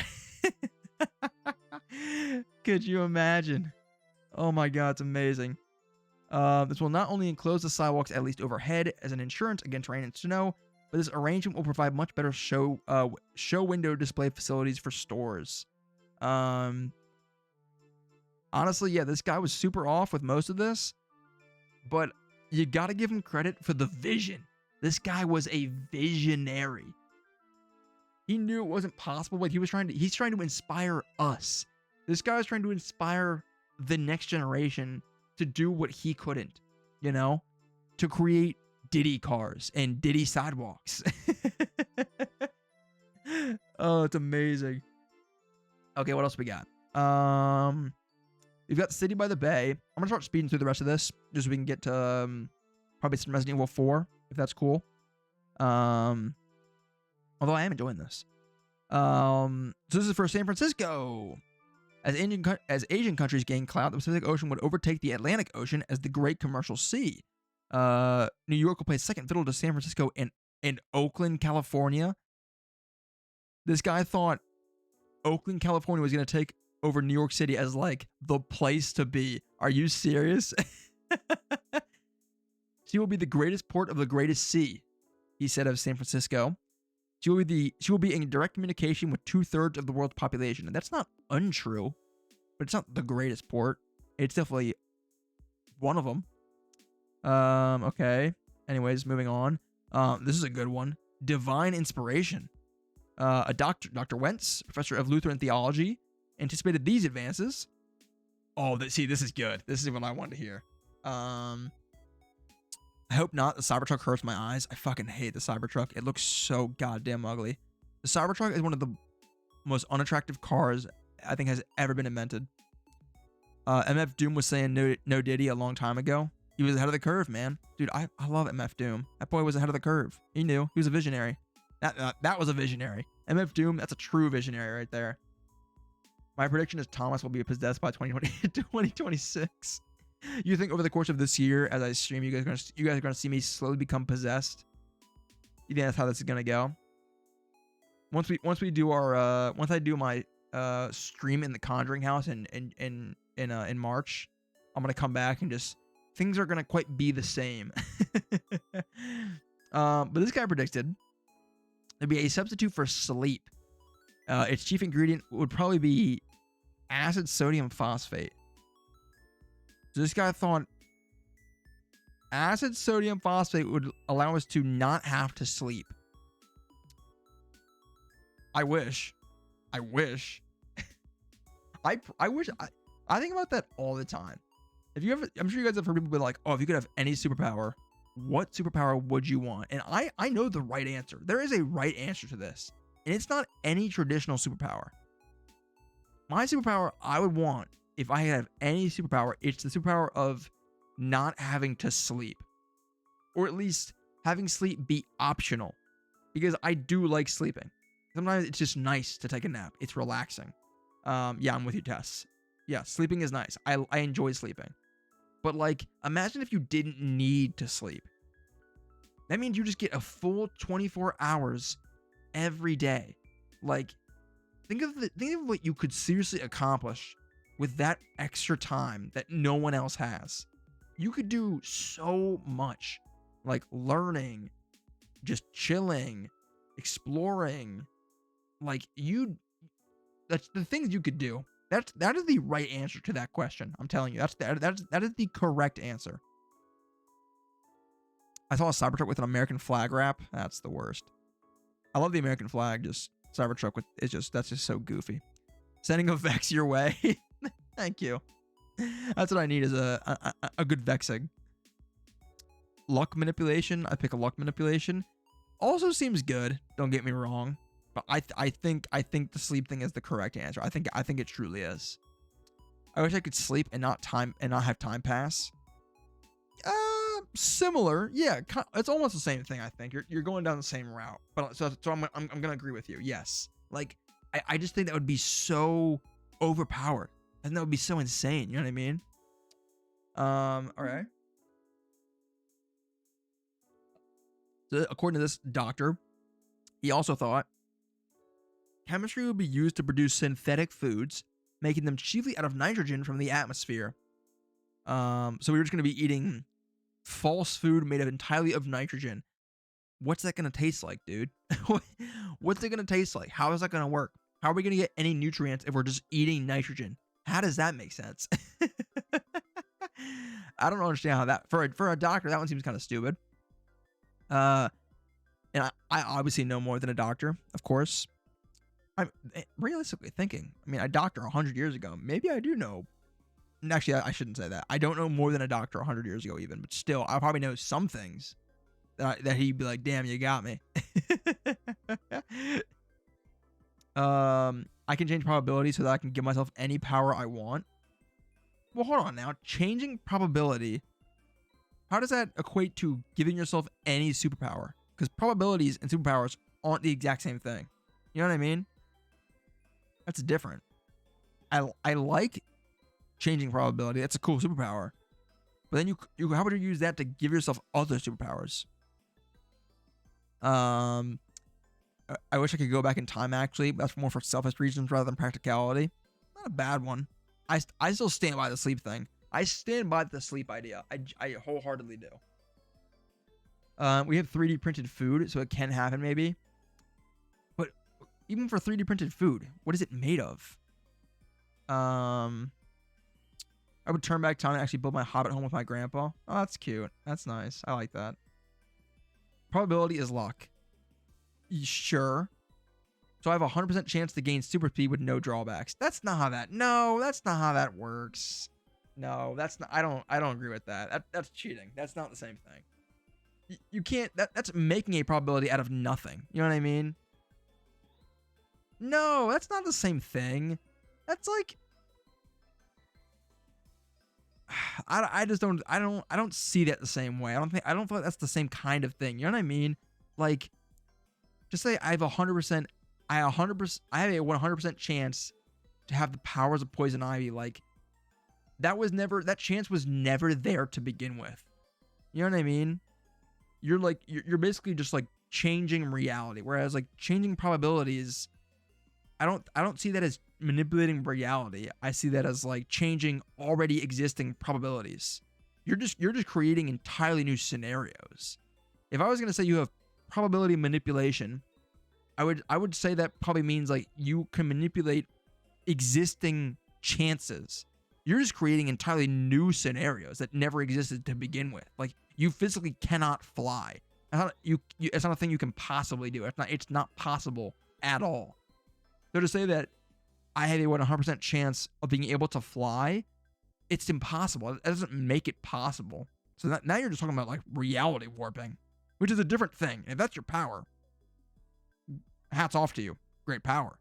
But I feel like that is not the same power. To me, at least. We can disagree here. But I feel like that's different. I feel like you're just manipulating reality, not probabilities. Shapeshifting would be very cool. I like that a lot. There's definitely some that'd be fun. Yeah, I think there's a correct answer, like I was saying, but I think some would just be fun. Like, if I pick one for fun, my answer will always and forever be to give me the powers of Spider-Man. I love Spider-Man. He's one of my favorite things ever. I would just want to have the powers of Spider-Man. Just for no other reason than shit would be fun. Like, there's no crime to be fought like in comics, because supervillains aren't real. But like, it'd be fun as fuck to just like be able to climb on walls and swing from webs. That'd be kind of cool. I didn't say it as to this realm. I said manipulate probability. I know what you're getting at, noobs. I know what you're trying. Like, I know what you're going for. I just don't think it's the same thing. I want magic if you won't let me have luck probability manipulation. Fair. Totally fair. Yeah, like, I'll give you that. Like, I'd rather you just say that, like, I want magic or the ability to manipulate reality. 'Cause that's kind of what it seems like to me. That is bullshit. It's just manipulating probability. But it's... I just don't agree. I just don't think it's the same thing. Like, if I... Like, because you can't fly. Flying is impossible. So, like, you're not manipulating an impossible probability. You're just making it possible. You're just saying, now this is possible. It doesn't exist in the first place. You're making it exist now. The probability is not even there. There's no probability. It just doesn't... It's just not a thing. You know what I mean? But hey, agree to disagree. Agree to disagree. All in good fun. I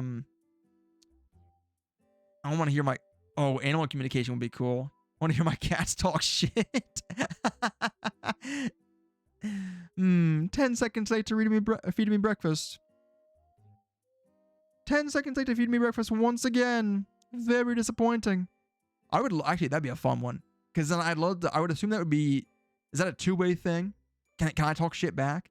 Because then when my dogs are like, feed me now. And I'm like, shut the fuck up. I'm getting there. You can wait 10 fucking minutes. But then they'd be like, what's 10 minutes? And it's like, 10 minutes. Because they don't have a concept of time like we do. And they'd be like, well, what is 10 minutes? It's like, I'm not going to explain this shit to you. Just wait. It's been hours. It's been 30 seconds. Probability manipulation isn't changing reality. If it altered reality, it would be an alter me as a person or anyone if I do it too.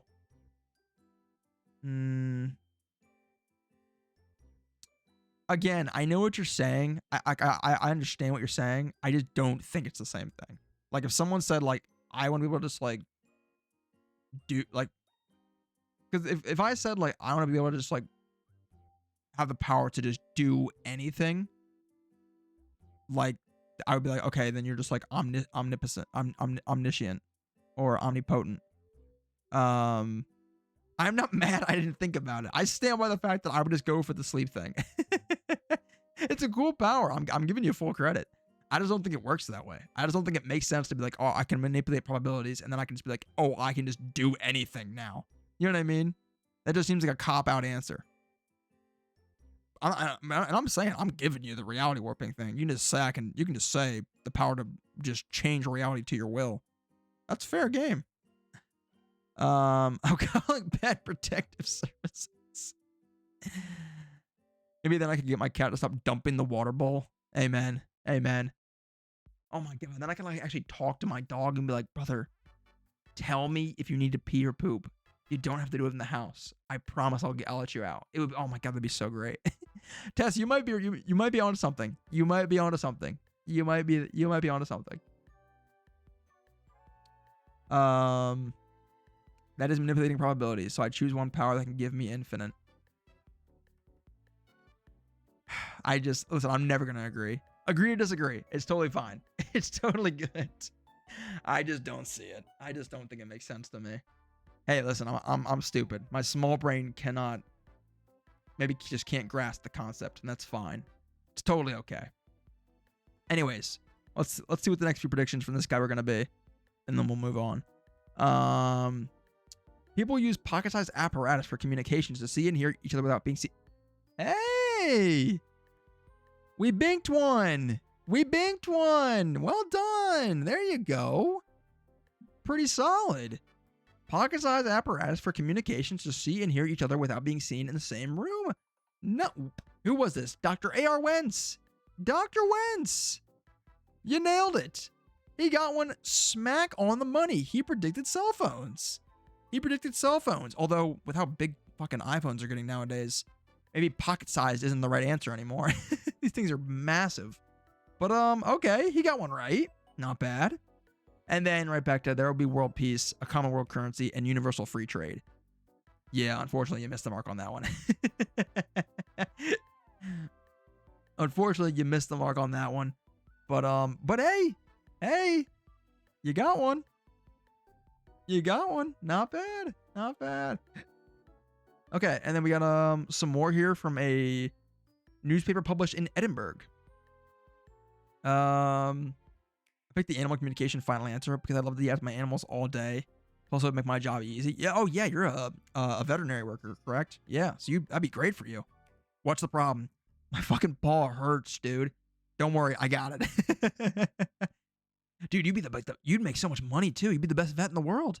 They'd come in, you could easily diagnose them. It'd be cake. That'd be so cool. The bottom one is a great idea. Which one is that? Was that one of these? Let me get there and see what we think.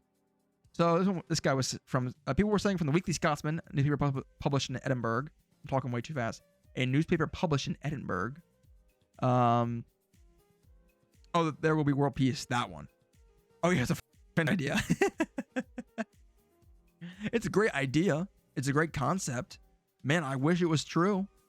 Unfortunately, very regrettably, not quite there. We're working on it. But we got a ways to go.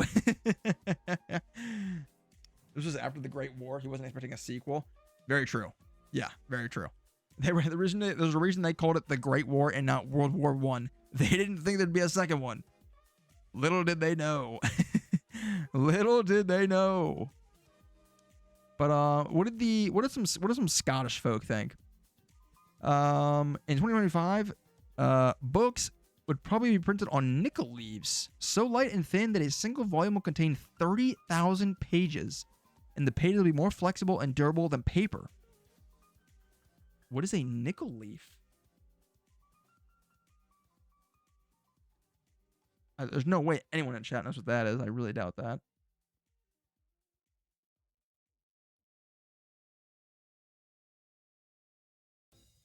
So it's literally just a leaf. Am I crazy? So let me get this straight. This guy just straight up... This guy straight up was like, books are going to be printed on leaves, and then we'll have 30,000. So we would have 30,000 pages in a book. Listen, don't get me wrong. Yes, beautiful leaves, stunning leaf. 10 out of 10. Yeah, agreed. 10 out of 10 leaf. The Google picture with the trees.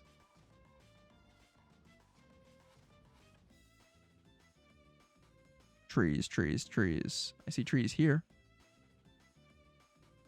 Oh, it was the background. Oh, I see.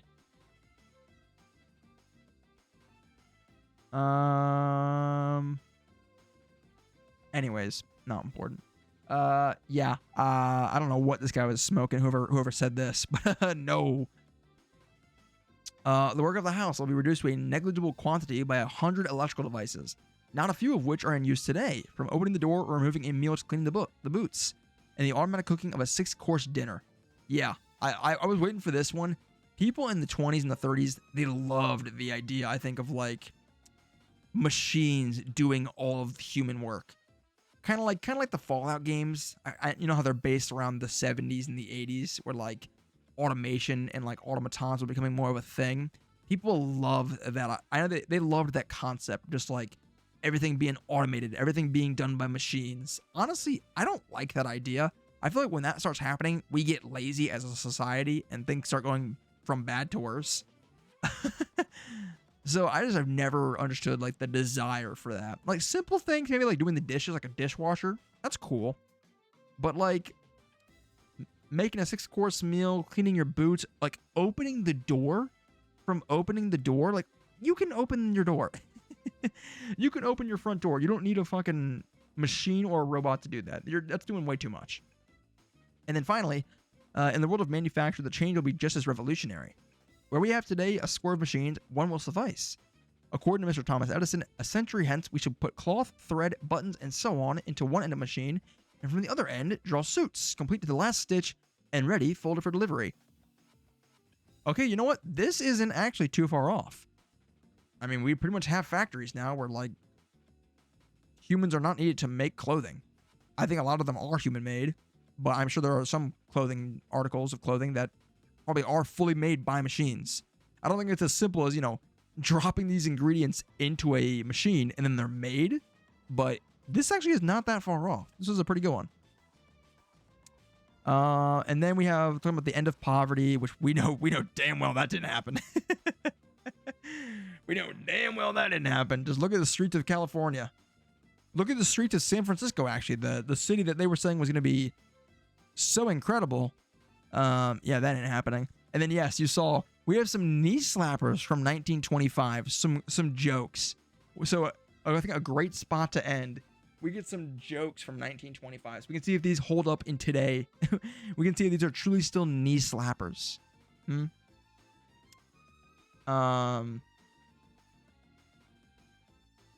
is so cool. I might leave the stream to stare at it. Boo. Boo. Bad one. That was a bad one. That was not a knee slapper. Not a knee slapper. This man thought about the Jetsons. There was also a book about it. Oh, was there? When you said Jetsons, I genuinely thought you meant like the TV show.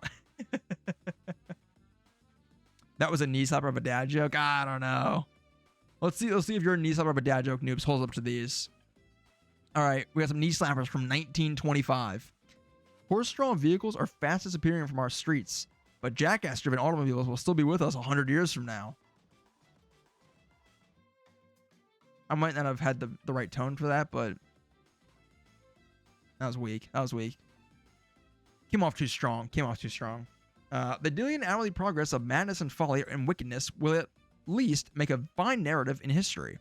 But probably the people of the future will have so many follies of their own that they will not care greatly for ours in 2025. Are these jokes or are these... That's just not a joke, but okay. There's a book of an automated house called The Jetsons. Really? I didn't know that. Do it in a 50s radio voice. It will help. You're so right. Actually, noobs, you're spot on. I need to like do my best like 50s-esque radio voice here. That's a good point. Good point. Let me see if I can bring that out. 50s radio voice. 50s radio voice. Like okay. Now a scientist declares there will be nothing to laugh about 100 years hence. We suppose that means 100 years from now there will be no bow-legged girls in short skirts or skinny-shanked men in golf togs. I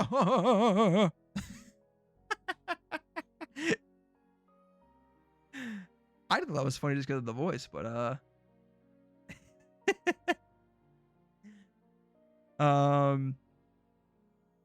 again, so this guy's just making fun of bow-legged girls in short skirts or skinny-shanked men in golf togs.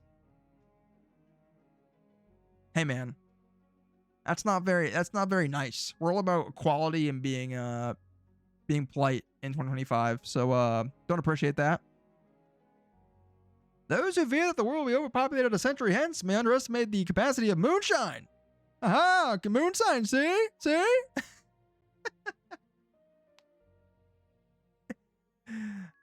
That was the best one yet. Because he's right. World is a bunch of drunks. 2025, world is a bunch of drunks, man. World is drunk as hell, just stumbling around. You're so right. Oh my god, you're so right. What a knee slapper. Ha! That's a knee slapper if I've ever heard one. Wow. My knees are sore. Please stop. You're like begging, please, no more. Please, my knees are hurting so bad. They're slapping. I've been slapping them too much. I can't stop. Please, enough, please. You were unnatural. Your voice was spot on. Oh, thank you. Did I miss my calling, guys, as a 1950s radio host? I was looking at job listings the other day, actually. It's funny enough. And I saw a job listing for a part-time radio host. And no joke, I was like, I wonder if I could do that. Look up Thomas Edison Records. It is amazing. Okay. Let's get through these first. And last but not least, they are now celebrating the 100th anniversary of the invention of the detachable collar. Judging from the populated divorce, 100 years from now, they'll be celebrating the invention of the detachable marriage yoke. Oh, get it? Because marriage sucks. And a good old A good old marriage joke always works. That's always a good one. That's a knee slapper. That's a knee slapper. Ending on a banger. Yeah, marriage stinks. Who wants to get married in 2025? Ugh, couldn't be me. Who is this? Ziegfeld Follies star Flo Kennedy dresses up in a homemade crazy cat outfit. You do you, girl. I don't know what you're doing, but you do you. Little humor. Oh, this might not age well. I just kind of read ahead here. Hold on. The Lassen Advocate, a newspaper in Susanville, California, published this joke in 1925. It was in the year 2025. The United States had just elected its first woman president. Wow, that was almost really, really accurate. Holy cow. Don't you feel that your home life will be ruined? The inquiring reporter asked her husband. My only regret, he said with a sigh, I imagine that's supposed to say, with a sigh, is that I have but one wife to give my country. Okay. It's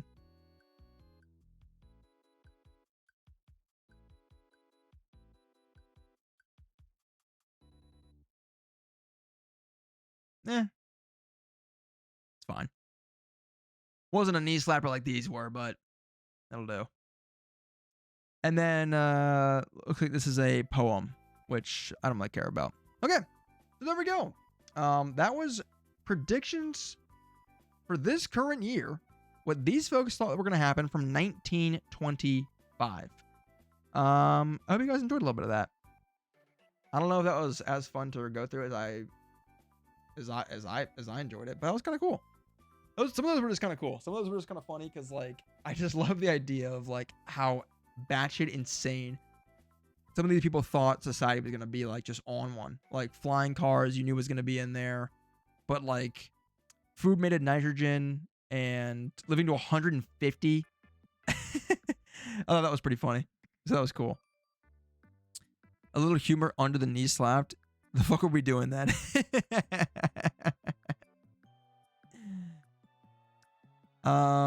Here is one. It is vaudeville humor, almost accurate.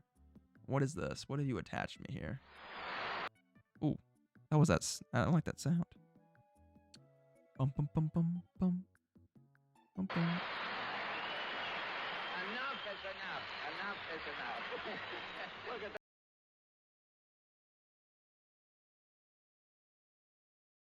Oh, is this just radio host talking? Okay, I'm about to say, what is this? Okay. Jack Benny and Fred Allen feud, the vaudeville days. This is cool. This is amazing that we still have records of this. 100 years ago, it's pretty cool.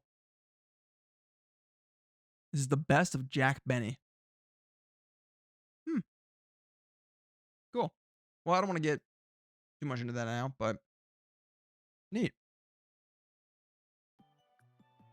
Okay. All right. I hope you guys enjoyed that. That was fun.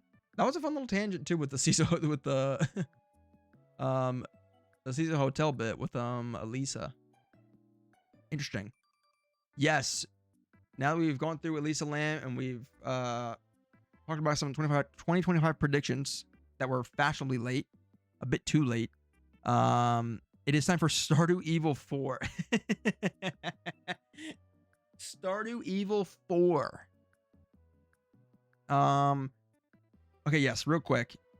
Ed Gein. Yes, real fast. I'll do you this solid. Ed Gein. Let's take a look at Ed Gein real quick. For the fans. We got Ed Gein here. Excuse me.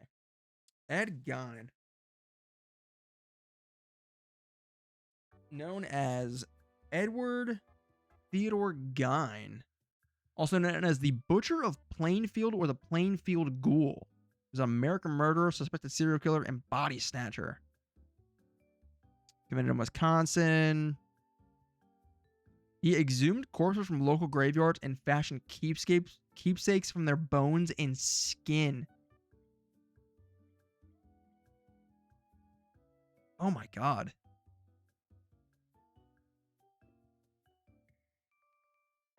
This guy's fucked. That is what the fuck? That was a great time. I'm glad you enjoyed that test. Honestly, don't care what you did. Just glad you're back. Oh, that's so sweet. Glad to be back. Glad to be back. Don't pull up his art. I will not. Thank you for warning me. Not that I was going to, but yeah, we don't want to get the stream taken down because then I won't be coming back. Especially after breaking my heart with Arcane. Oh no, I'm about to fight you on site actually. That's so awesome. Taz, I'm sorry. I had to have someone from chat sharing in my suffering. No one had seen Arcane. I needed someone to watch it. Oh, that was so great. I was so happy when you pinged me and you were like, I finished Arcane. I fucking hate you. That was so awesome. I was laughing so hard. That was so funny. Dude, Arcane is one of my favorite shows I've ever watched, period. It is just such an incredible show. I'm so glad you enjoyed it. I knew you would. It's so goddamn good. It's so good. I could talk about that show for hours. Here's what Texas Chainsaw Massacre is based after. Texas Chainsaw Massacre is okay. So he made housing stuff out of humans like bathtubs, couches, lamps, forks, etc. It's really dark but interesting. Oh, is this guy like where like we see like in pop culture where like you get like the skin lamp and stuff like that? That kind of thing. Is that this dude? Is he the originator of such things? Yes. Oh God. Okay. Then yeah, I've heard of this then. Not heard of him, but I've heard of like those kinds of things in pop culture. I didn't know that this was the guy that started it. Jesus Christ, that's just insane. That's so fucked. That's just so much worse than majority of serial killers. Because at least a serial killer is bad enough, I feel like, that like they just kill, and that's already horrible. But Buddy here decided to take it one step further, which is just so bad. It's so bad. Oh, Jesus.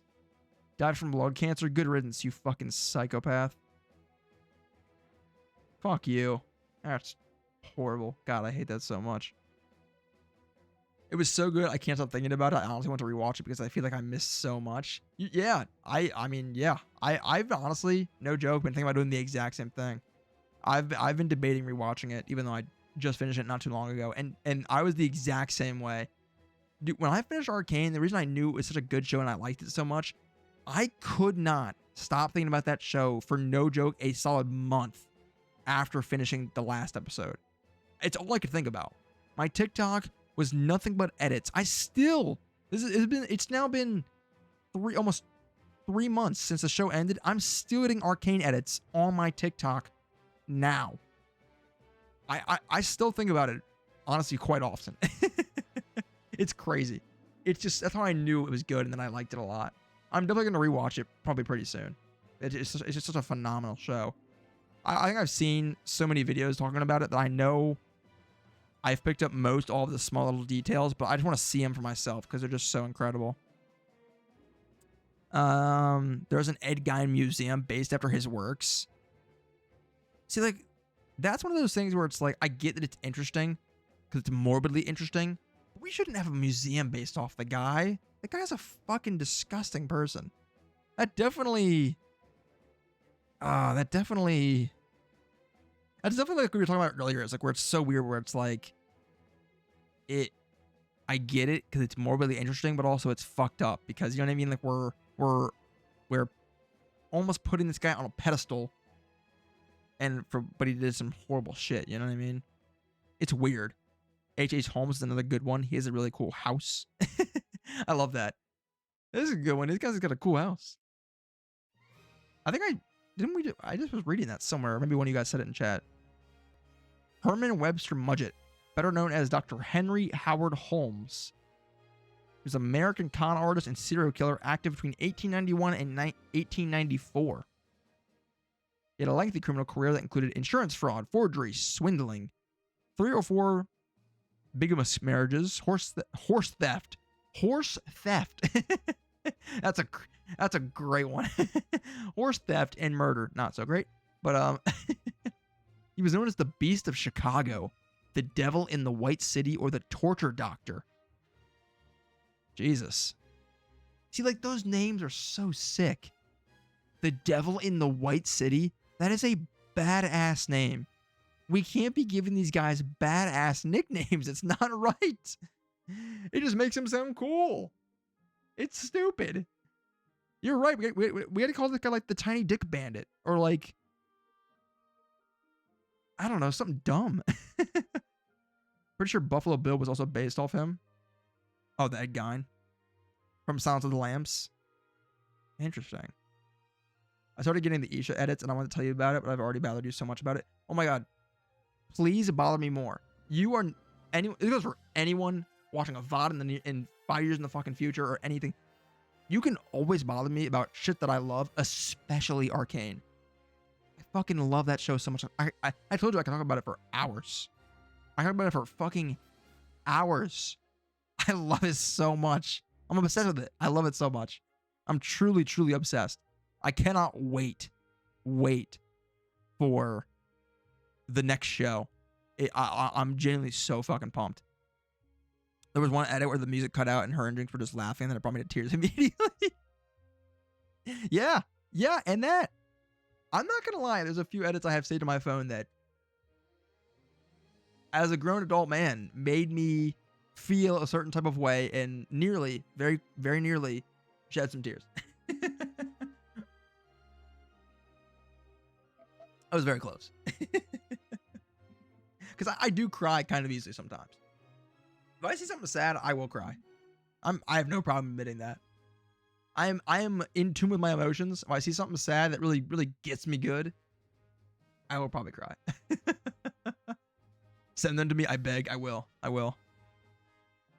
Happy to share. Especially now with TikTok going away in 6 days. We're losing TikTok, so gotta share them while we can. Gotta enjoy them while we can because they're gonna be gone. Thomas, you would cry reading what I wrote. What did you write? Did I miss something? Or do you mean just works that you've written?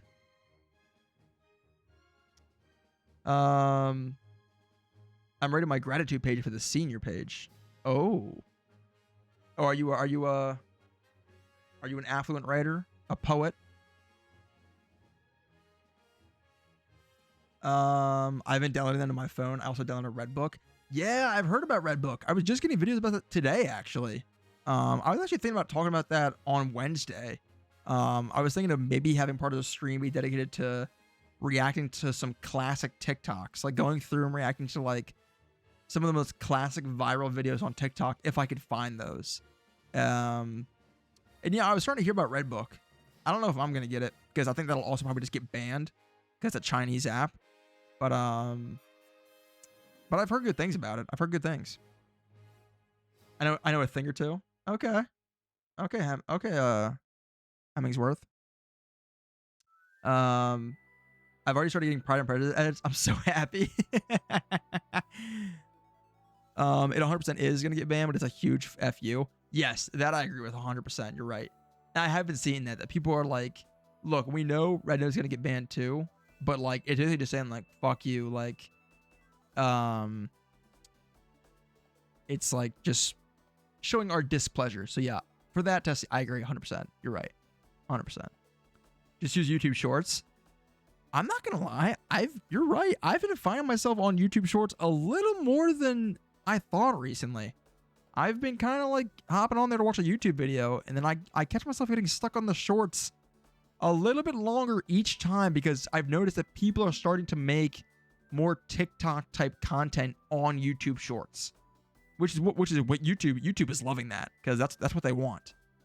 Because YouTube Shorts are typically just people making YouTuber style shorts from their YouTube videos, but now we're getting like actual separate content, which YouTube's pumped. That's what they want. So this is, I mean, I don't care as long as it works. I don't mind that much, but it's never gonna be TikTok. It's never gonna be TikTok. I shared all my data. They can even have my chart if they want it. I guess I'll have to just reconnect with society. Ugh. Yeah, I guess you're right. Oh, I guess we'll all just have to, like, interact with people face to face, like like human beings, and talk normally, and not not get stuck on brain rot and overstimulated to Subway Surfer clips. So we listen to an AI voice narrator narrating a movie that plays at the same time. I guess we have to leave all that behind. I'm gonna miss my brain rot content. It's gonna be so missed. I mean, listen, I can admit this is a net positive for me. I spend so much time on TikTok. It's so unhealthy. But at the same time, like, it's just a cool app. It's fun. I'm also gonna miss it too because I've been trying to use it to put some of my stream clips and stuff on to, like, hopefully maybe grow my audience. I've been doing a very bad job of that. If any of you do know, if you have seen my TikTok, I haven't posted on there in like fucking weeks or months. But I had planned to try and get back into that for this year. It was one of my goals. So with that going away, I'm gonna just resort to YouTube Shorts. What is brain rot? Brain rot's just like, it's just like, brain rot's basically just like all like it's basically just the state of the internet being just like deep bake memes and videos of just like people just saying and doing stupid shit, if that makes sense. So like if I just scrolled my For You page on TikTok, like I could just like come across just like dumbass memes or just like really stupid jokes that people are making in the comment sections, and people would just call that brain rot. It's just like the internet's just got people like so chronically online that like everything's one big joke, and like the jokes are so dumb and like so nuanced that it's just basically brain rot. Kind of like the youth today, like a lot of the kids like making skibbity toilet jokes and like Fortnite jokes. Like it's all just brain rot content. Like it literally means that it's rotting your brain. It's what it literally means, is that your brain is rotting because it's just dumbass content. That's basically what it's talking about.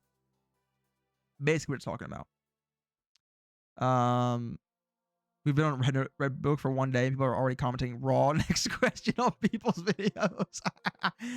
Like, that's a brain rot response. Yeah, exactly. Y'all forgot to chill. I posted my first TikTok. Hey, nice.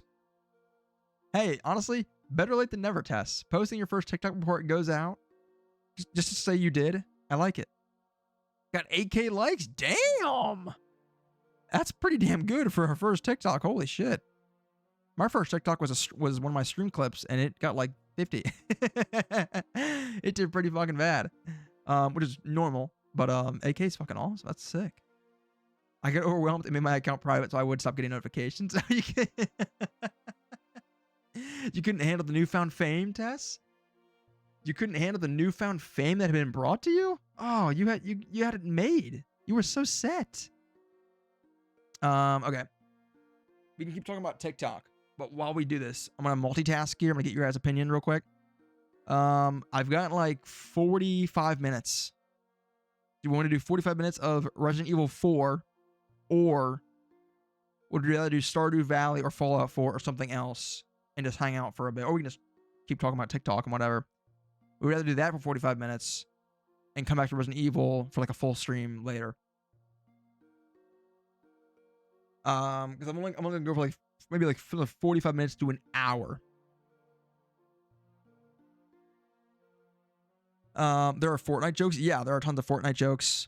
Basically, brain rot noobs is like it literally just means that like the content is just like, it's not quality content. It's not like good for you content. It's not even like a YouTube video. Like a YouTube video might be like a well put together YouTube video. It's like it's just for entertainment. You're not learning anything, but it's still like well put together and like a cohesive video.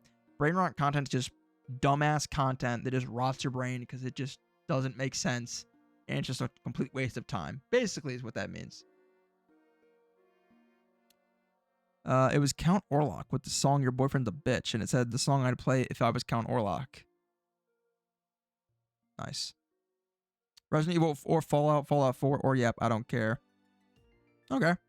You see, the reason I was asking, I want to play Resident Evil 4 really badly, but I do feel like if I hop into it now, we're gonna get like barely 30 minutes in and then probably have to stop. And I'd like to go further than that. So, but the problem is, I feel like with Fallout 4, the same thing's gonna happen. We're not gonna get very far. We can still do Fallout 4 probably. It'd be fun. We can just go through the intro. I haven't booted this game up in like, or started a new file in years, in genuine years. So it'd be kind of fun just to go through the intro and kind of, we can just make a character and kind of fuck around and just talk at the same time. Yapping also works. I was just giving options. I like to give options. I like to give you guys some kind of input. Do you know what song I'm talking about? No, I do not. I'm sorry, I don't. But it sounded cool. I was like, oh yeah, cool. Fallout 76, the lesser of the Fallout games. I've been curious to always play that just because of how badly it got reviewed. I'm like, because part of me thinks like it can't be that bad, right? It can't possibly suck that much. Surely not, right?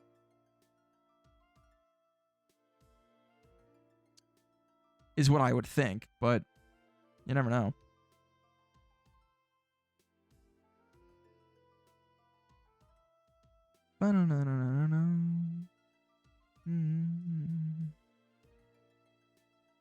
God, I love Pokemon music so much. It was just because I watched Nosferatu 2. I heard it was a good movie. What did you think about it? I've heard good things.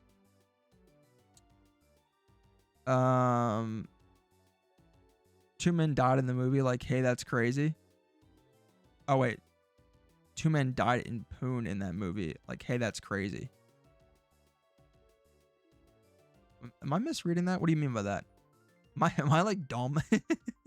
Two men died in poop, or two men died in porn? Am I stupid?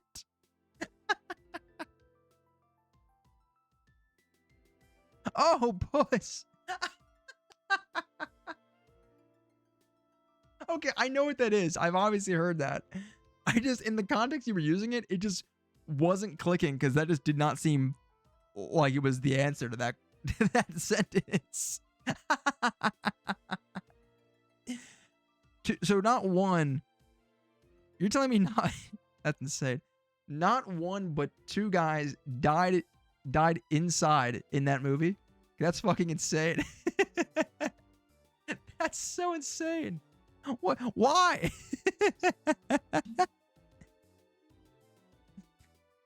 Is it ever worth that much, man?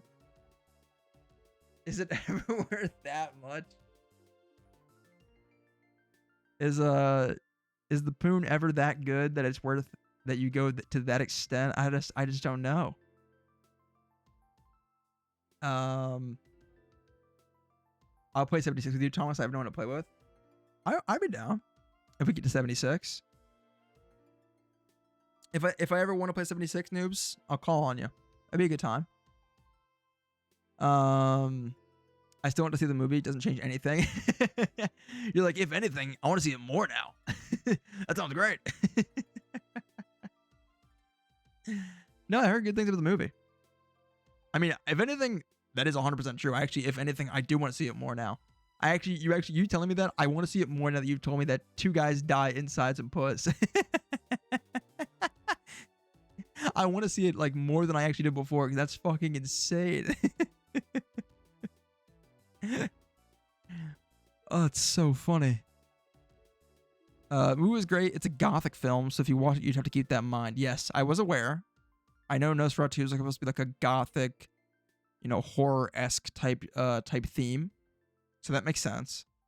That's just what's even crazier to me though. Is like it's a gothic film, gothic setting, horror-esque type deal, and you've got two dudes dying mid-thrust. Like, what the fuck?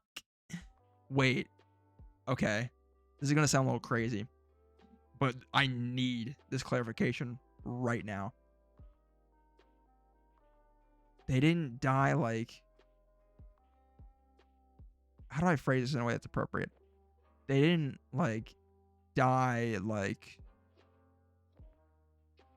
being involved in the same stuff, is how I'll phrase this. Okay, it was separate. Okay. Okay, it was separate.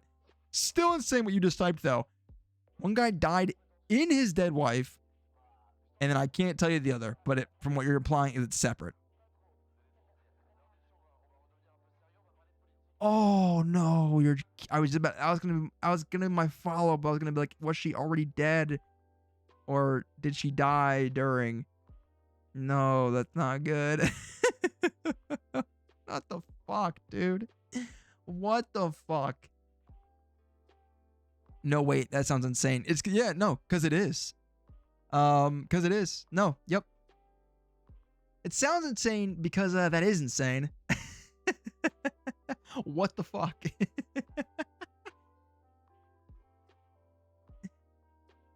Need that. That's what you meant. That's what you meant by that sounds insane. I meant I like that level of devotion. Is that what you meant? Is that what you meant? It's okay. We already established we're not gonna kink shame. We're not gonna kink shame. I might judge you silently, but I'm gonna not say anything. No, I'm kidding. Oh my god, that's fucking crazy. But I mean, no, that is kind of insane that you said need that.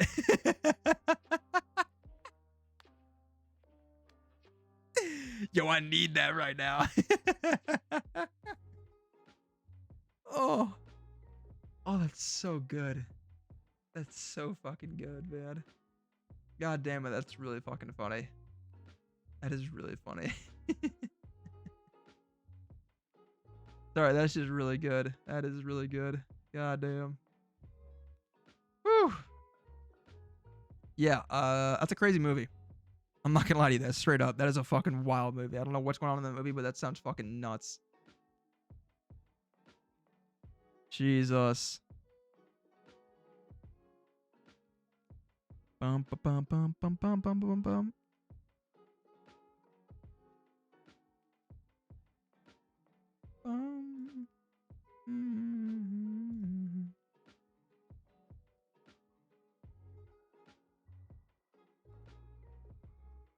So yeah, Nosferatu. Interesting choice. I can't say I'll be going to see it anytime soon, but we'll see.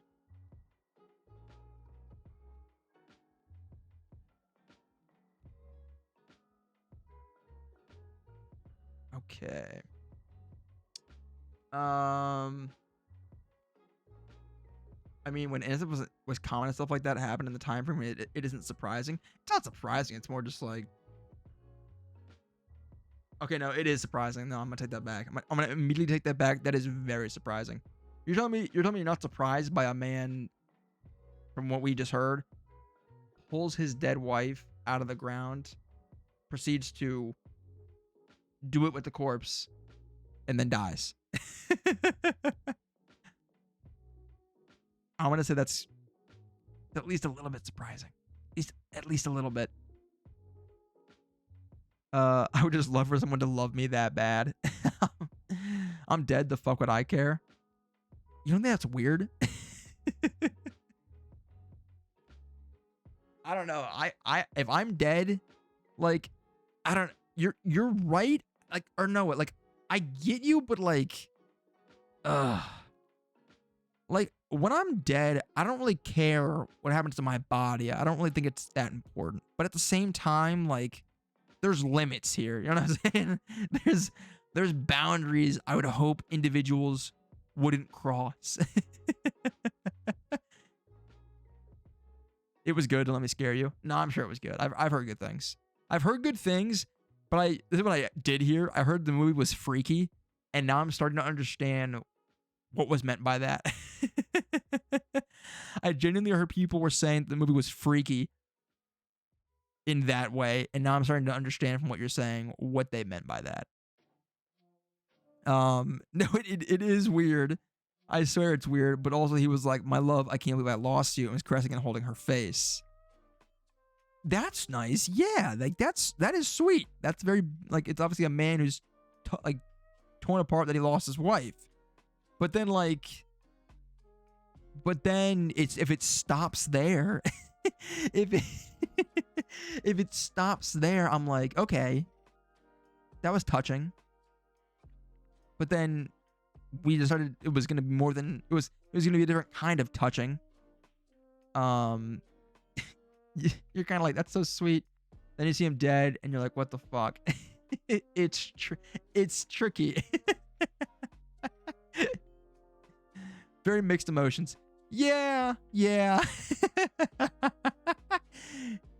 it's I think Noobs just said it best. It's tricky. No, look, it's weird. It's weird. I'm just gonna straight up. It's fucking weird. It's fucking weird. It's fine until you cross that line, and then you're like, ah, what's going on here? But no, I'm sure the movie's good. I'm sure the movie's good. Imagine finding the body in positions. No, Diddy. Yeah, chill. No, that's fucked. That's so bizarre.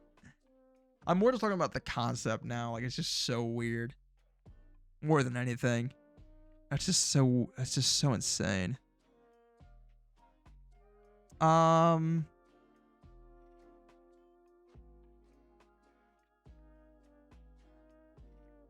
Yeah. Hold on, any second now.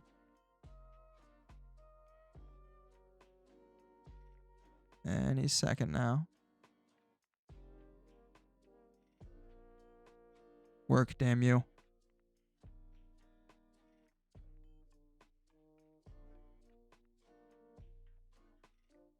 No, we're not feeling it. Display capture it is. Fallout 4! I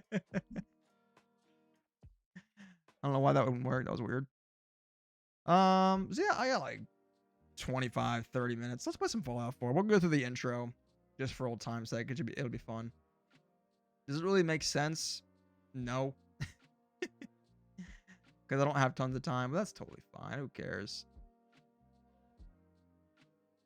I done messed up my camera here. That's good. That's fine. That's fine. That's fine and good. Actually. Perfect. Perfect. I like it. Love it. Boom. Count Orlok said you have 3 days to be freaky on it or I'm killing your family, and she said no. Then he was like, fine, this counts as 1 day. See you in 2. Wait, are you serious? That's the movie? Are you being dead ass? You have 3 days to be you have 3 days to be freaky on it. Oh, so he was okay. This is different context now. So you're telling me this man was forced to be freaky on it, basically, is what you're telling me. Is that what we're getting at here? Is that the man was basically told, like, hey, like, get freaky with it, or I'm killing your family?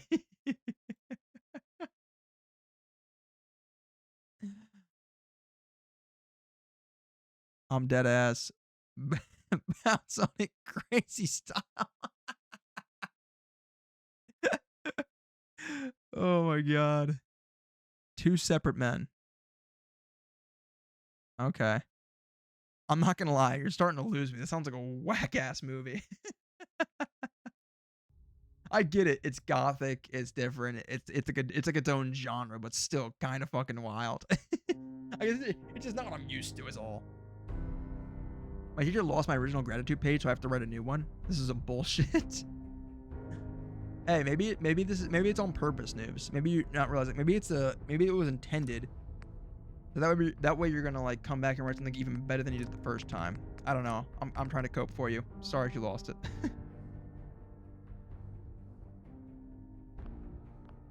Dude, Fallout 4. I haven't played this game in so long. I love this game. I think I've done like, I only ever did one playthrough on my Xbox 360 or whatever it was. And I played it or Xbox One. And I played it for so long. I had so much fun playing it. Obviously we're not going to get very far, but let's play it for a bit. I mean, I figured this is more just for background noise. I'm just going to keep talking about shit.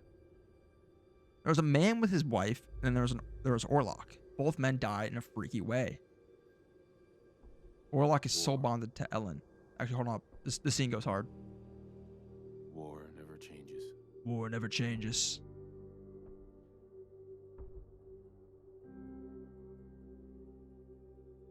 In the year 1945, my great-great-grandfather, serving in the army, wondered when he'd get to go home to his I wife forgot how hard this opening scene goes. It's so good. and the son he'd never seen. He got his wish when the U.S. ended World War II by dropping atomic bombs on Hiroshima and Nagasaki. The world awaited Armageddon. Instead, something miraculous happened. We began to use atomic energy not as a weapon, but as a nearly limitless source of power. People enjoyed luxuries once thought the realm of science fiction. Domestic robots, fusion-powered cars, portable computers. But then, Portable computers. in the 21st century, people awoke from the American dream. Years of consumption led to shortages of every major resource. The entire world unraveled. Peace became a distant memory. It is now the year 2077. We stand on the brink of total war. And I am afraid. For myself. For my wife. For my infant son. Because if my time in the army taught me one thing,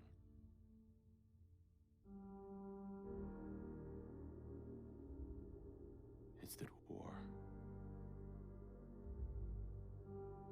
never changes. Oh, that line goes so hard, dude. I fucking love that. It's so good. God. That opening cutscene is so fire. I forgot how good that was. Sorry, I had to just shut up completely for that because that was just really good. War You're gonna knock never him dead at the changes. Veterans Hall tonight, hun. You think? Absolutely. Now get ready and stop hogging the All mirror. Okay. We had to make our character. This was the first thing we did. What was left? What was left of my heart and soul onto that page? Sounds like you're gonna have to do it again, unfortunately.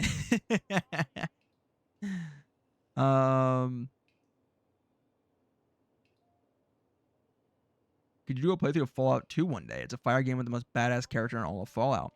I'd be down. Before I do that, I was considering a playthrough of Fallout New Vegas, because I've only ever played Fallout 4, and of course the Fallout mobile game, Fallout Shelter.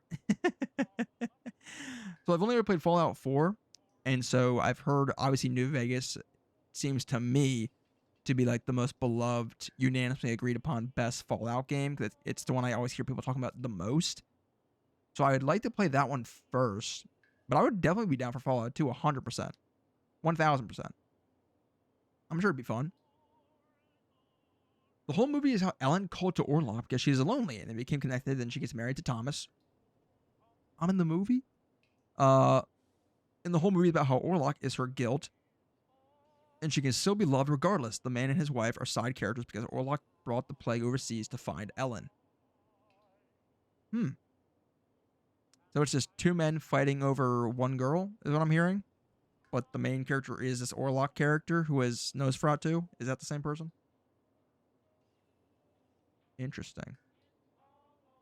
Female character, always female character. I did a male my first playthrough. We can do a female the second time around. Hey, my turn, big guy. Oh, that's cool. I didn't know they just switched. I didn't know they just switched spots like that. I thought they I thought it was like gonna like actually change my face. That's cool. All right. Who should we make our female character look like? Should I just do some crazy abomination? Or should I actually model this off somebody? Right over Muty, time to die. Want to hear something even more insane about Thomas's character? Please enlighten me. I would love to. This is about my character. about me in the movie Nosferatu. Nosferatu is just a vampire. I thought Nosferatu was the the star of the film. Isn't that the title of the movie? Or am I wrong about that? He crawled home to her because Orlok freaked her husband first, then tried to freak her out. Or tried to freak her. What the fuck? Are you serious?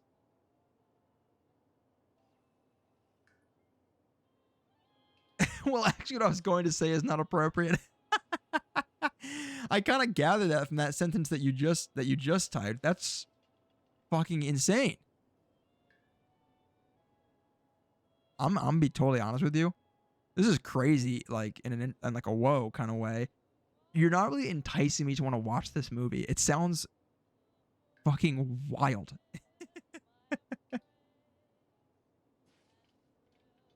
Nosferatu is the name of the movie.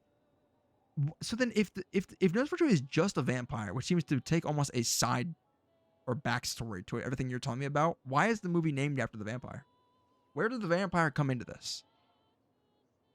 And also, Noobs wants to see this, so I guess if it's spoilers, then maybe don't do it for his sake. But Frank Horgan is the final boss in Fallout 2. He's a super mutant that works for the Enclave. Takes too much to talk about his lore. He is the size of a super mutant behemoth with power armor built around him, with a plasma caster that he wields with one hand, with a 10 in every special stat, and is the only boss in Fallout that can't be beaten with speech. Oh, you can't charisma him? You can't swindle him? That's a damn shame. All right. I don't know who I want to look like. Oh, that's a Karen if I've ever seen one. Let's just go back to the starter face and let's go face. Okay. Who do I want to make here? I want to find a woman to try and emulate. I want to try and find a woman to try and who's a fun looking woman. Who's a woman that we all stan? When you get to New Vegas in 3, you want a female character because Black Widow is a broken perk. It lets you skip a good amount of Fallout New Vegas. Oh, there's an actual perk for having a female character. That's kind of cool. Count Orlok is the vampire's name. Oh. The definition of Nosferatu is vampire, which is what Count Orlok is. I thought Nosferatu was like a person's name. You mean like a Nosferatu is just a word for vampire, which is what this Count Orlok is. He is a vampire. That makes more sense if I'm correct on that at all. What I was going to say is Ellen crawls to Thomas and hugs him and says, "You can never please me as he can." And Thomas is like, "Bet." What? She says to her husband, "You can never please me as he can." That is fucked. Why would you say that? What the hell? Or maybe that's not her husband. It's just lover. I don't know. Yeah, I'm getting that the movie is crazy. I'm starting to pick that up. What the fuck? Time for talk is over. Your ride's over, Muty. Time to die. One of the most badass quotes in gaming. I've not heard it. Red Sonja. I swear it's not just one big freak fest. You sure about that? Are you really? Are you? How confident are you feeling in that? Because as you type this out more and more, look at your previous message history and say that again with a straight face. Black Widow lets you seduce people and skip some quests and give you special dialogue. It also deals more damage and gives better bartering and speech to men. All men. Well, skipping quests doesn't sound fun. That sounds like you're just gonna skip out on some of the game. Although I imagine the speech part's pretty fun. You get to like barter and just easily charisma men by just being like a charismatic fine female that just woos all the dumb guys. No, he is her husband. Oh, the me was make your character after me. It's not, I swear. I just don't believe you anymore. I really don't. I don't know if I don't know if I can believe you. You've really made me believe this movie is a straight up freak fest. Played New Vegas, went from the start to the script, and then killed Benny by sleeping with him with Black Widow. I did that in 16 minutes. It doesn't skip the game, it skips an already skippable part. Sounds like you skipped it in 16 minutes. You can have sex with Benny and kill him there instead of fighting him or letting him run off. That's wild. That's pretty cool. That's actually pretty dope. You can sleep with him and kill him that way. That's kind of neat. I would never have guessed it would let you do that. Okay. We need a strong female character. I don't even know why I'm doing this. We're basically just gonna make the character. We're gonna run to the vault, and that'll probably be all we have time for. But that's fine. Let's find a whammon. Let's find who's a woman that I'm a fan of.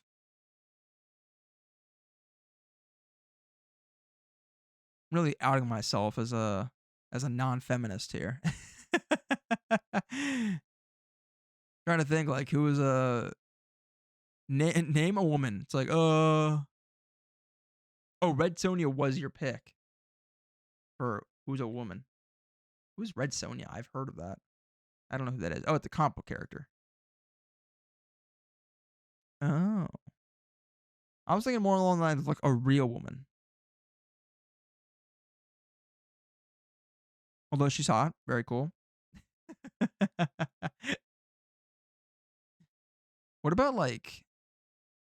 What if we make ourselves old? I'd love to be like an old, like Queen Elizabeth. Hold on, I think I found it. Bonnie Tyler. That sounds good, but like, I think I have to do Queen Elizabeth, and I think this is way too funny to not do. I would love to just be like an like to imagine an old lady just like perusing around the wasteland, just like fucking shit up. And she's like 97 years old. Okay. I have a picture of Queen Elizabeth on my monitor. I'm gonna see if I can emulate her as best I can. All right, we need to do some sculpting. Actually, wait, she's got a big ass hat on this picture. This is not a good picture. Hold on. I need one of her face. She loved big ass hats, didn't she? She loved her big ass hats. Okay, here we go. I found a great picture. You guys are gonna love this. Okay, here. I'll show you the picture for reference. You guys can understand this. See what we're working with here. I know we all know who Queen Elizabeth was, but it's for context. Here we go. This is what we're trying to emulate. We're trying to somehow emulate that to a degree. Okay? This is a phenomenal choice. I'm very happy with this. Okay. This is what I want to recreate. Is Queen Elizabeth.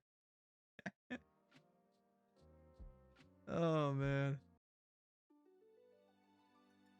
Okay. That's what we're gonna spend the rest of the stream is how close to Queen Elizabeth can I get? How good can I nail this? Because there's no music in the game, I'm turning that off for now. All right, forehead. She's got a small forehead. We need to shrink that a bit.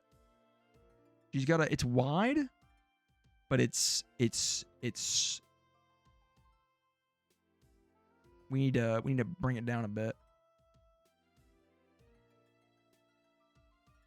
How do I bring it in?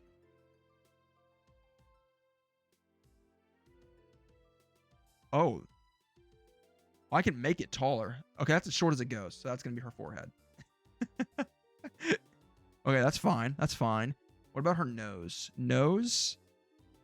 Got a big ass nose. I'm not going to lie to you guys. She kind of got a big ass nose. It kind of turns up. You know what? Something like that, yeah.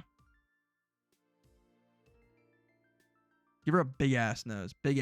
Dude, the Brits are going to hate me for this. Okay.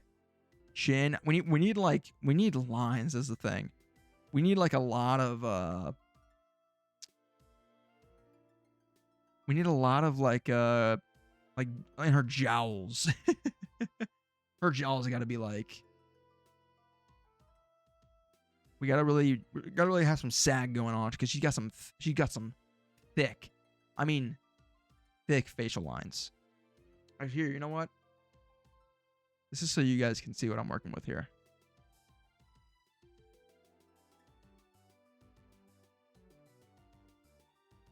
Oh wait, it goes away. Ah, oh, damn. Doesn't work. Unfortunate. I wanted to keep that up. We could see what we're working with, but I'll have to just keep that on the side.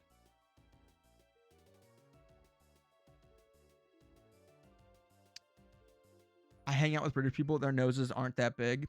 Whew. But have you hung out with the Queen? Have you hung out with the Queen? I don't know. Because I'm seeing a pretty big ass nose. Oh god, okay. No, we need she's got great skin. I gotta give her credit. The old gal has some good skin. I'll give her credit, I'm being honest. But we need, oh yeah, there we go. Cheek creases. That was it. Hold on. How do I get that back? Cheek creases is definitely it. Cheek creases 100%. Cheek gaunt? Yes. She didn't get a lot of sun. She was an indoor gal. She was an indoor gal for sure. I'll give her some splashes. Very white. Whiter than me. You know, very white. No red nose. Absolutely not. Did not have splotches. No. Very good skin. Very good skin. No blemishes. Like, I don't even notice these.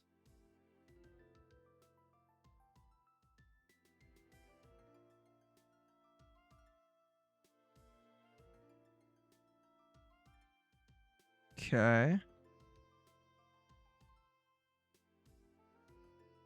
All right, excellent. Fantastic. Okay, love it. Does it have any damage? No markings. No. No. Makeup. Oh, here we go. Hey. If we know anything about Queen Elizabeth, she was dolled up at all times. All right, she was looking like $100 at all times. You were never gonna catch her lacking in the makeup department. Definitely had lipstick on. Yeah. Eyeliner? Nah, she wasn't that kind of gal. She kept it classy. Eyeshadow? No, not for her. Not for her. She was a classy old gal. I have a big nose. I wasn't talking about all women, just referring to Queen Elizabeth specifically, of course. Unless you come from royalty tests. Did you know Mama Murphy has a strength of 19 in Fallout 4? Ugh, I'm gonna be honest, you're gonna have to remind me who that is. I haven't played this game. No joke, this is my first time opening this game. Like, playing this game in probably like 7 years. No, that can't be right. I'll dial that back to like, or maybe that is right. I wouldn't have played this since high school, probably. I don't think I've touched it all throughout college, and since then, which is at least 5 years. So maybe it is 7 actually. Okay, we're looking great here.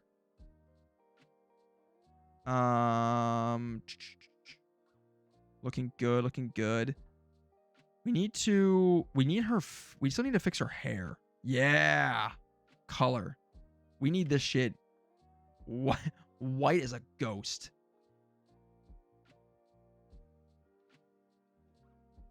Here we go.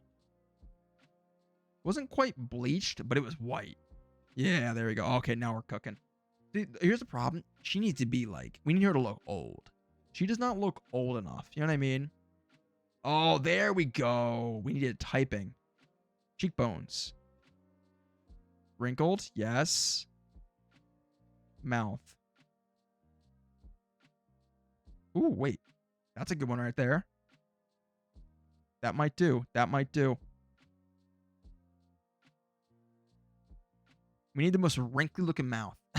I'm not trying to be mean. I'm just being honest. The old girl was pretty old when she passed.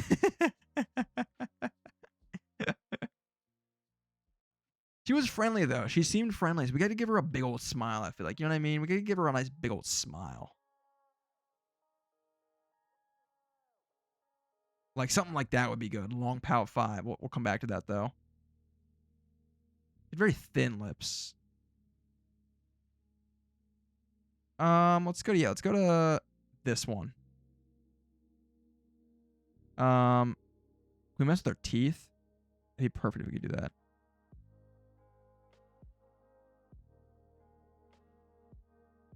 Give her small lips. She has rather small lips from what I'm seeing. Okay. What else? What else? What else? Everything else is looking, honestly, this is coming together. I'm not gonna lie to you guys. Oh, what color eyes does she have? We're going for accuracy here, guys. we're going for accuracy. Oh, now we're getting some of the wrinkles down. This is actually doing well. Does she have piercing eyes? Does Queen Elizabeth have like piercing eyes that see right into your soul? Drug lead with Preston Garvey with her insight. Oh, okay. I'm kind of remember. I remember Preston Garvey. I'm kind of remembering the Minutemen. What happens if someone gets your nose? What do you mean, like, got your nose? Like, all right. Oh, I think she should have strained eyes. Just because, like, she's old. You know what I mean? She's an old gal. She's seen a lot. She's been through a lot. How old was Queen Elizabeth when she died? Wasn't she like 102? Like, wasn't she crazy old? So I feel like she'd have some pretty. She looked pretty tired, pretty strained, you know? I think 5 is good. Yeah, I like 5. Okay. Eyebrows. She had regular looking eyebrows. They're pretty normal. Pretty average looking eyebrows, if I'm being honest. Real Fox X. Hello, my friend. Welcome in. Welcome in. How's it going? We are currently attempting to create Queen Elizabeth in Fallout 4. You've come at a great time. I think I'm doing a pretty bang up job so far, if I'm being honest with you. I think the old gal's coming together. She's looking pretty swell. She's gonna be a terror of the wasteland. This is gonna be great. Do you imagine you're traveling the wasteland, you're like a ghoul or something like that, you've been going at it for 100 some years, and you see this like 106-year-old woman just straggling down the path, and you're like, oh, this is easy pickings, and then she just whips out like a shotgun, just blows you to bits. And you never even saw it coming. That is really funny. Tess and Gibby are going to kill me. I'm okay with that. Hey, as long as you've made peace with your gods and you've accepted what's going to happen.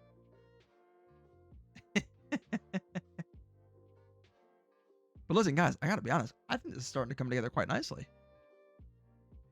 I think it's starting to come together. I think the only thing we're missing is we're just missing something's not quite right. She's not old enough. You know what I mean? Like, lest we forget, this woman was, how old was she? She was 96 years old. She wasn't quite 100, but she almost had it. She almost had it. But she was quite old.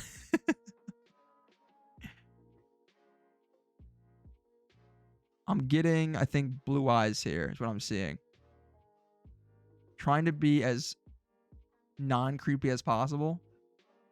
I'm getting blue eyes, I'm believing. I think blue eyes, yes, yes, yes. That's what I'm picking up here. That's what I'm picking up. Thomas, pay attention. What's going on? What's going on? What's going on? I'm so sorry. What's happening? What's happening? What's happening? What's happening? What? Oh, wait. Haun's Great Celebration. Thank you for grabbing my attention. Real Fox. Thank you for the bits. I really appreciate it. Thank you so much. That's super kind. Whoa, wait. Now I see why people were freaking out. Real Fox, thank you for the 100 bits. That's super kind. Thank you so much. I don't know why I deserve that. But thank you. That's super, super sweet. You did not have to do that. I really appreciate it. Thank you so much. Welcome in. My name's Thomas. You're like a brand new chat. I don't know what I've done to deserve your bits, but I appreciate it. You got mail. We need to pay attention channel point. My goodness. I'm sorry. I haven't gotten there yet. I haven't gotten to that yet. I'm not. You're right, News. We do need it. I need some kind of channel point redeem that screams, "Hey, you idiot, pay attention." You're funny. Well, thank you. I appreciate that. That's very sweet. Thank you for the bits. I really appreciate it. It's very kind of you. I hope you're having a great day. Thank you for dropping in, and dropping some bits. That's very, very sweet of you. You do not have to do that. I told everyone around here, we're just here for a good time hanging out. Please keep your money. I'm sure it would go to so many better things in your life. But if you do drop some bits, I really appreciate it. That's very kind. Thank you. We bully the streamer here. It's all in good fun all the time. I mean, yeah, we do that, don't we? I say we like I have a say in this. Okay, listen. You can bully me all you want, but you know who you can't bully? The goddamn queen. That's royalty, bitch. That's royalty, baby. I mean, look, we're kind of, hold on, guys. I'm not lying to you. We're kind of cooking here. Am I crazy? It's almost there. I think she has blue eyes. I think I gotta get the eyes right. And I think our old gal's ready for the road. I think our old gal's ready for the road.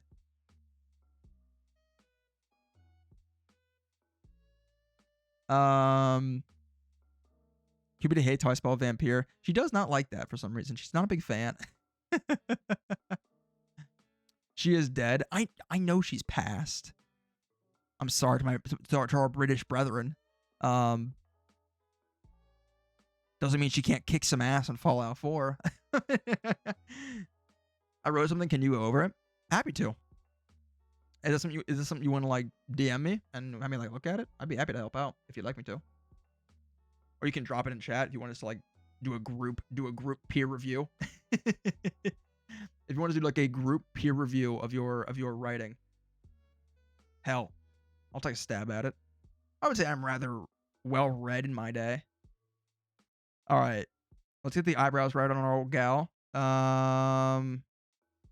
Here's the thing: Queen Elizabeth has very thin eyebrows, but she looks nice and old when you give her thick ones. But no, we have to stay true to the lore. Okay, we have to stay true to lore. To lore. I don't know why I said lore. To the lore of Queen Elizabeth. She has very thin, kind of arched eyebrows. Yeah, something like that. And then eye color. We need color. She's got blue. All right, I think this is it. I think old Lizzie is ready to start kicking some ass and taking names in the wasteland. Let's give her a look. Big ass nose. Woo. Yeah, I think she's ready, guys. I think she's ready. All right. We'll cut off our beautiful music for this fantastic opening cutscene we're about to get. I always forget how great this opening cutscene is.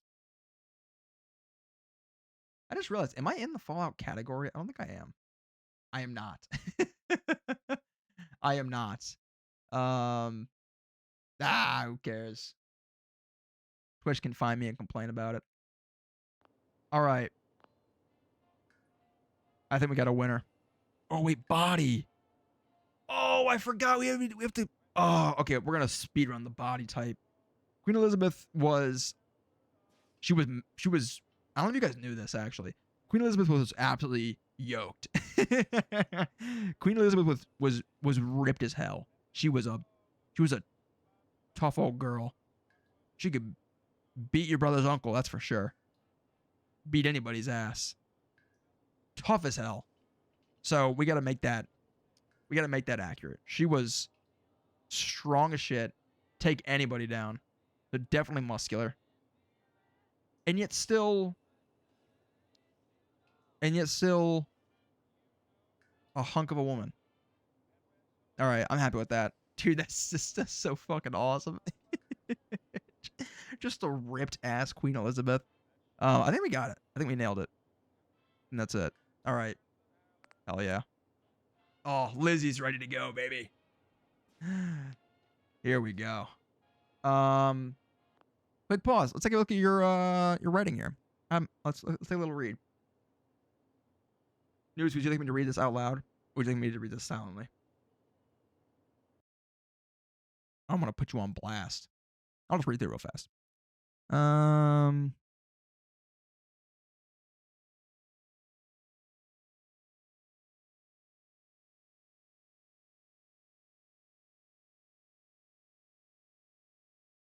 like it.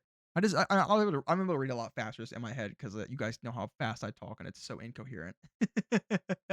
It's so incoherent and just babbling sometimes. I do like it. One critique. It might have just been a typo when you were just typing it out in the chat, but you say giving lectures to students that don't always respect. I imagine you meant to have show in between always and respect. I'm sure it was just a typo, but I would say make sure that's in there. Just in case.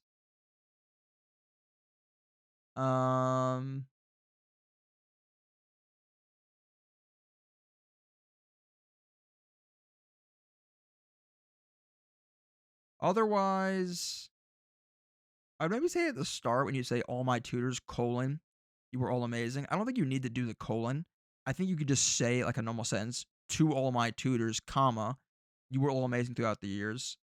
And then go on to say the rest. I don't think you need to do the comma, if that makes sense. Because usually I think you'd reserve that for like when you're listing stuff out and when you're kind of conjoining two sentences. I don't think you need to totally do that here. And now we change the through to throughout the years.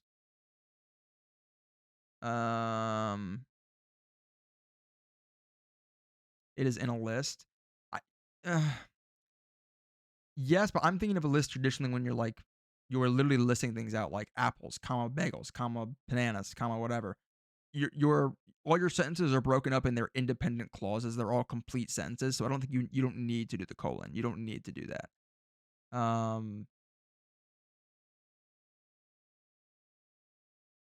Oh, you're listing people. You're going to list people in that. I see. Okay, makes sense. Nope, totally understand. You're right. 100%. My fault. Makes sense. If it is actually listing individuals, then yes, you are spot on.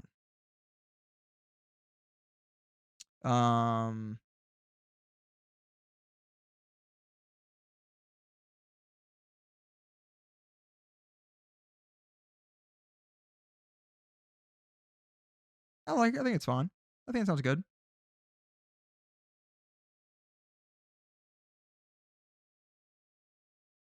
I don't think it was heartfelt enough. I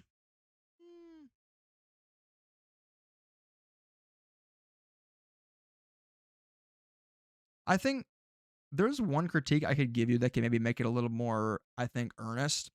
In that when you're talking about them all having important jobs, I don't think, and I mean this in the nicest way possible, I'm just being like genuinely giving you honest criticism here. If you want to sound earnest, I don't think you need to tell them that they have important jobs. I think they're probably aware of that. I don't think they need, I don't think it's going to make them feel any better hearing that from one of their students. I think it'd be better to just tell them how much you appreciate the work they do. I know you say you thank them for tutoring in your class and stuff like that, but instead of telling them how important their jobs are and how you want them to understand that, maybe tell them just like how much you appreciate the work they do for you and your fellow classmates and how much it means to you personally, rather than telling them how important their jobs are.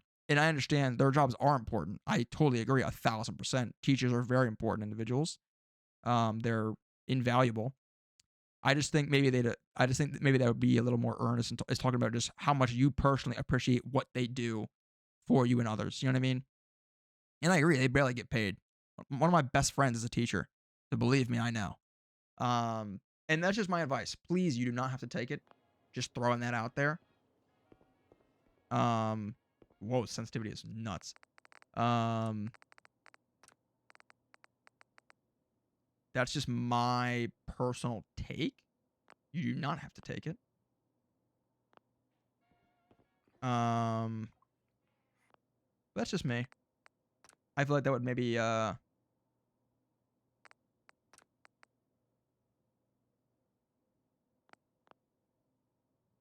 but that maybe kind of hammer home your point. I think what you're trying to do is show appreciation, right?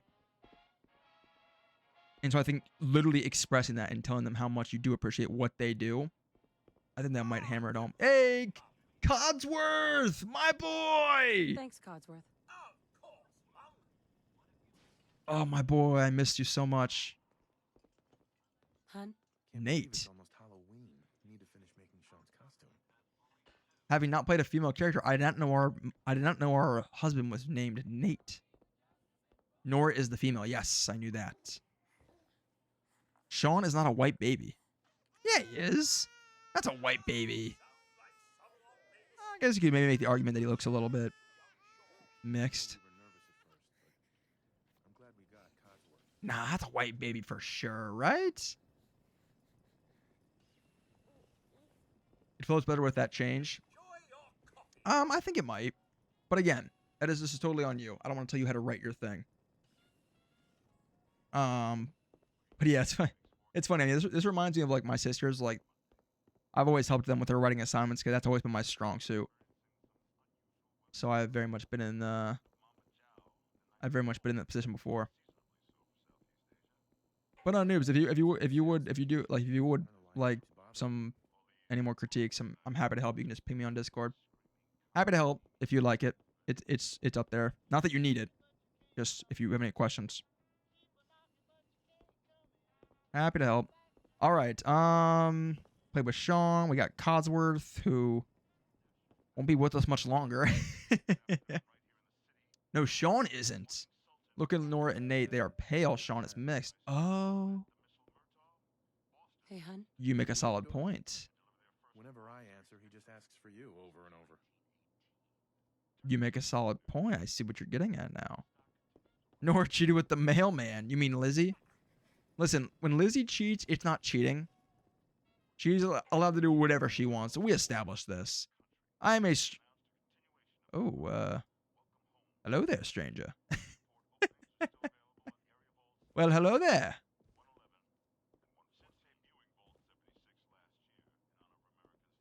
I see you peeking through that window. Yeah, I'll get there in a minute. Grognak comic. Barbarian in the jungle of the Bat Babies. I said I'll be there in a minute. I'm reading my favorite comic book. Can you hold on, please, sir? Fine. You know what? I've got no other things to distract me. Get into the goddamn door. Good morning. Morning. Calling. Oh boy, this fucking guy. Voltec. Vault-Tech? Remind me again. Why, we're about you, ma'am, and helping secure your future. You see, Vault-Tech is the foremost builder of state-of-the-art underground fallout shelters, if you will. Luxury accommodations where you can wait out the horrors of nuclear devastation. You can't begin to know how happy I am to find Is the voice lines overlapping? trying for days.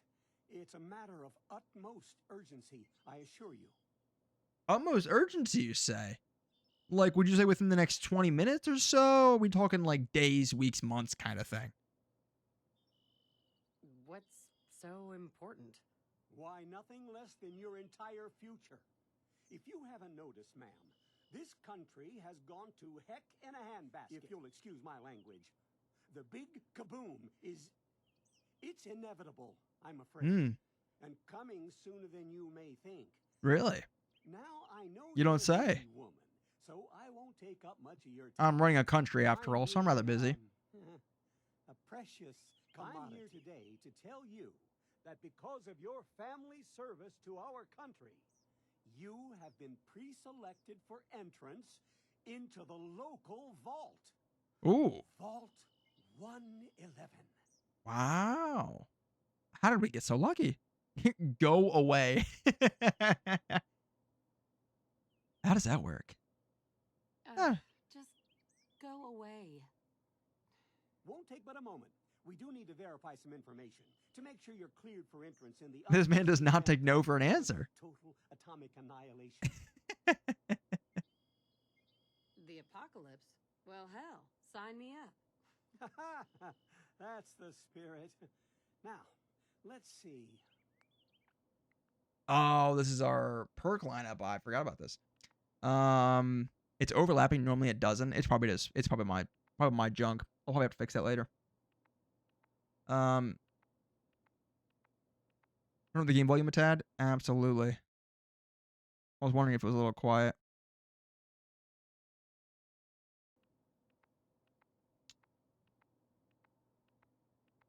I was playing this game as a sarcastic jerk. You have to pick the mean option every time except for the sarcastic time when it is possible. Very true. I feel like it's in the nature of these things. Okay. First of all, name. Lizzie.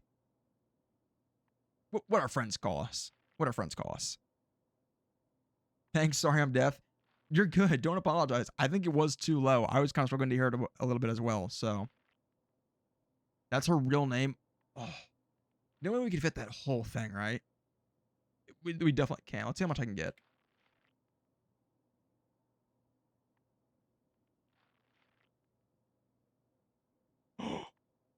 Oh, we can almost, dude. It was so close. I got so excited. What if we just took out the Mary? Oh, you're kidding me. We're going to make this work. Lizzie. Alexandra. Mary. Windsor. Oh. Windsor. There we go. Nice. Good shit, noobs. Love that. I can do subtitles. Absolutely. We'll do it right after we do this. Okay. I want this to be as accurate as to what we believe Elizabeth, Queen Elizabeth, would truly have as far as personal stats. You know what I'm saying? So, like, we can all agree. High charisma, right? High charisma. Have to be. Wait, I'm still on the thing. High charisma. Okay. There we go. High charisma, right? Has to have high charisma.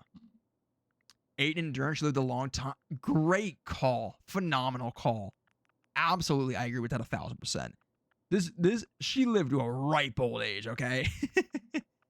100% agree. Perception, she's pretty damn old. Probably can't see that good. Probably had cataract surgery. Probably's got contacts, reading glasses, the whole shebang. So perception is going to be horrible. I think in charisma's got to be like at least like a 6, right? Maybe a 5. I mean, when you're queen of a goddamn country, you got to be able to persuade some folks. And I, if we know anything about our good old Lizzie, quite a persuasive gal.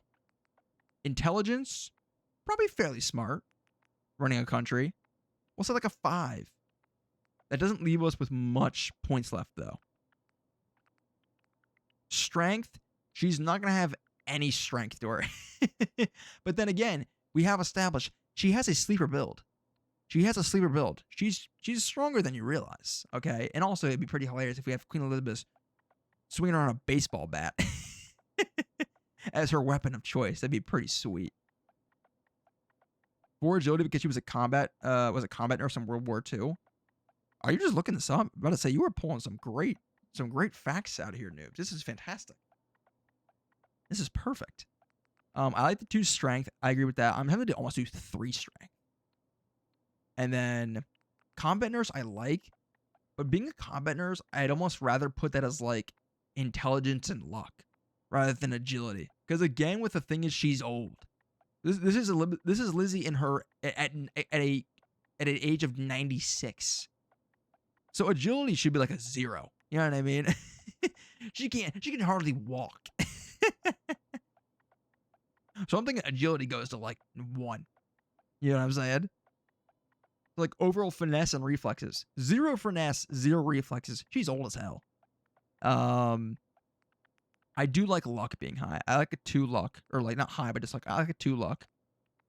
What if we can make her really strong? Just 5 strength. See, that would be like a combat nurse. Combat nurse is she's sneaky strong. She's got like that old woman strength. I kind of like that a lot. 1 in intelligence? I don't know if 1 in intelligence makes sense. Because she's got to have some smarts about her, you know? She's got to have some wits about her as running a country. Although that would be kind of hilarious if she's actually dumb as shit, but yet she was running an entire country the entire time. I knew that about her. Oh, impressive. Remember, you get an extra skill point from Sean's room after the bomb. Good call. I was thinking 1 extra, so it would be 6. Oh, 6 for intelligence. You were saying add it to the intelligence. Oh, okay. I see. That makes sense. Although I kind of like the idea of her being stupid. That'd be kind of funny. Although I think I've established this. She needs to be strong. We've established she's a strong old girl. So a 5 has to be it. She's got great endurance because she lived to a ripe old age. I love that you called that out. That was a great point. A great call. Charisma's got to be decent. I kind of almost like this setup we have now. I kind of like it a lot. She's got a little bit of luck. No agility. None. She's mildly intelligent. I'd even be tempted to go intelligence 4. Nah, I think 5 is appropriate. She's intelligent enough. Charisma, she's got great endurance. She's pretty damn strong. I think this is perfect. And then I think you're right. The extra point we'll get, probably throw it into intelligence, maybe into strength or luck. We'll see. I think we nailed it. Noobs, phenomenal work. Thank you for the assist. That's everything. Just gonna walk this over to the vault. Okay. Congratulations on being prepared for the future. Thanks again. Slam the door in his face is so great. That's worth a little paperwork, For right? you and Sean, no price is too high. Good answer. I have my moments. That's so great. Oh, Sean, be quiet. I'll get there in a second. Just hold on, please. Turn this up a smidge.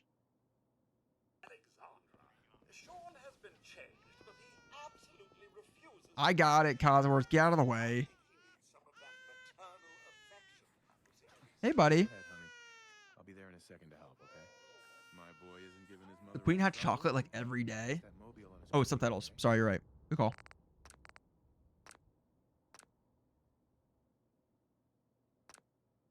Shit.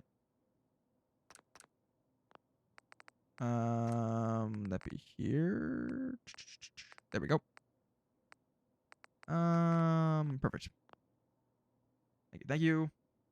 Why don't you give it a spin? Do the sarcastic option trust. Out of the way, please. Nate! You fucker.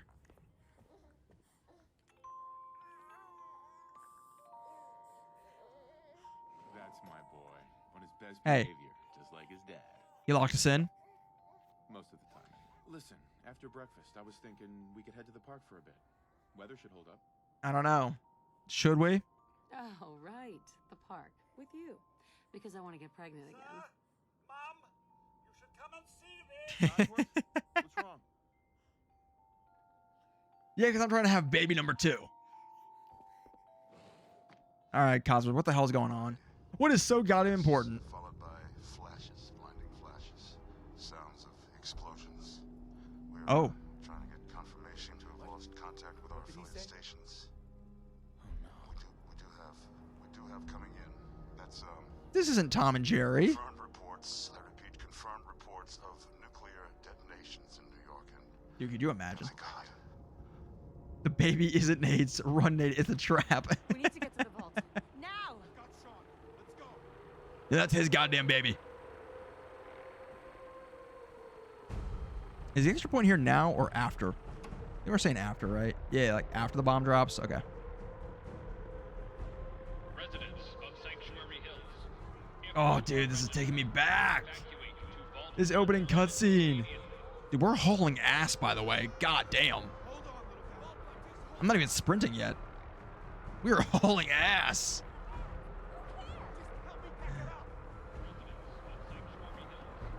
Lizzie's just like, screw the child. Get me in there.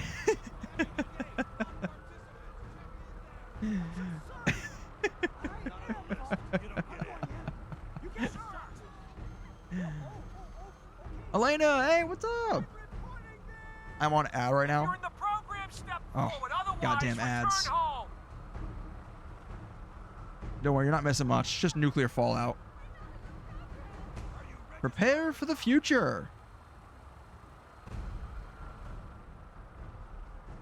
What a beautiful day. Participants get inside.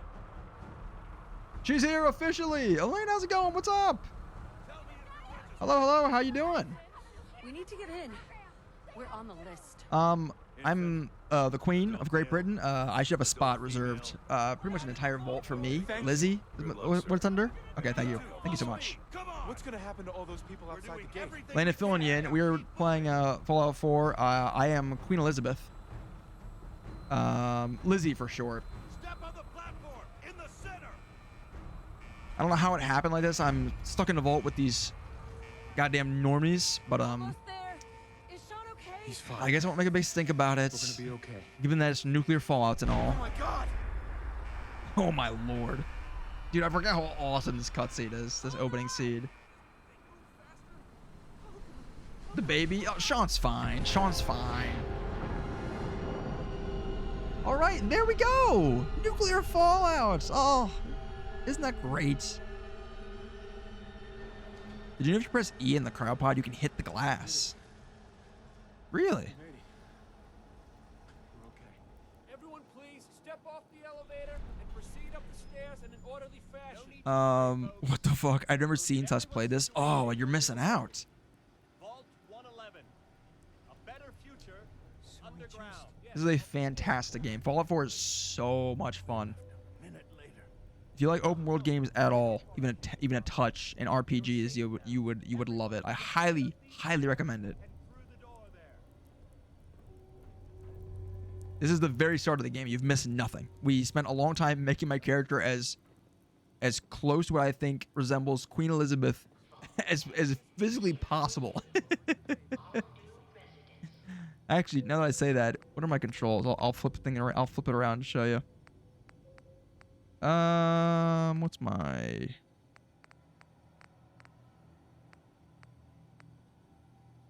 What's my third person?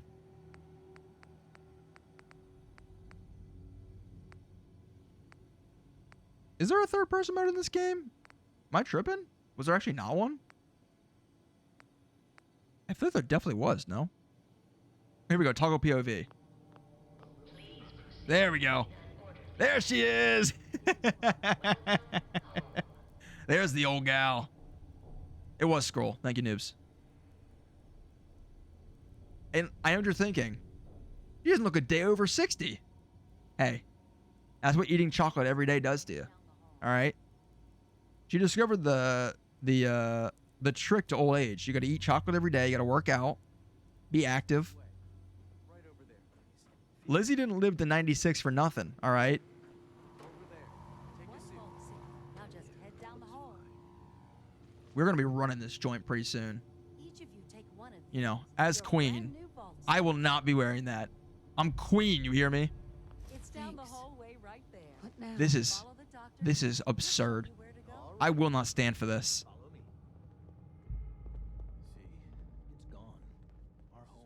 I just finished watching the Fallout show not too long ago.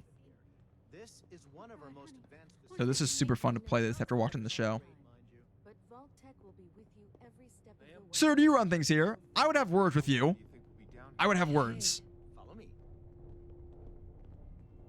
I am your queen, damn it. I will not stand for this. Prepared for the future, right? Such a lovely family you have. I hope you'll see this as your new home. So you got a lot of explaining to do. I will do no such thing. You give me some proper attire right now. See, honey?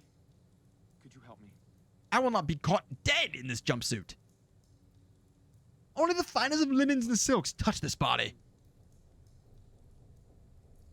Lizzie wasn't a very nice queen from what I understand it. All right, we getting in here? Fuck it, we're getting in. All right, Lazy, you don't got much of a choice. I regret to inform you. The pod will decontaminate and depressurize. Hey, Sean. Hey, Nate. Deeper in the vault. Just I will have your head. E or clicking the mouse. I'm doing them now, but it's not doing much for me.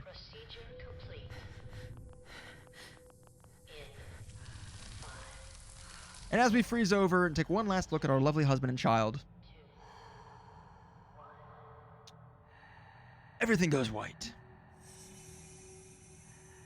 This is great. So we were already 96 to start. Now we're going to be like 196. We're going to be the oldest living woman in the wasteland.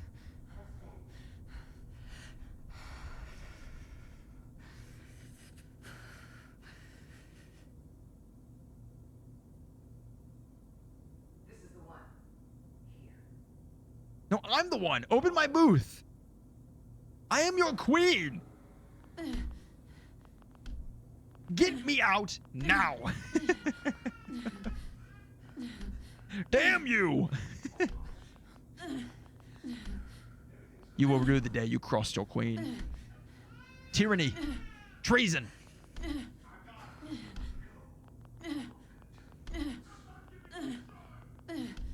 They're taking my child. Oh.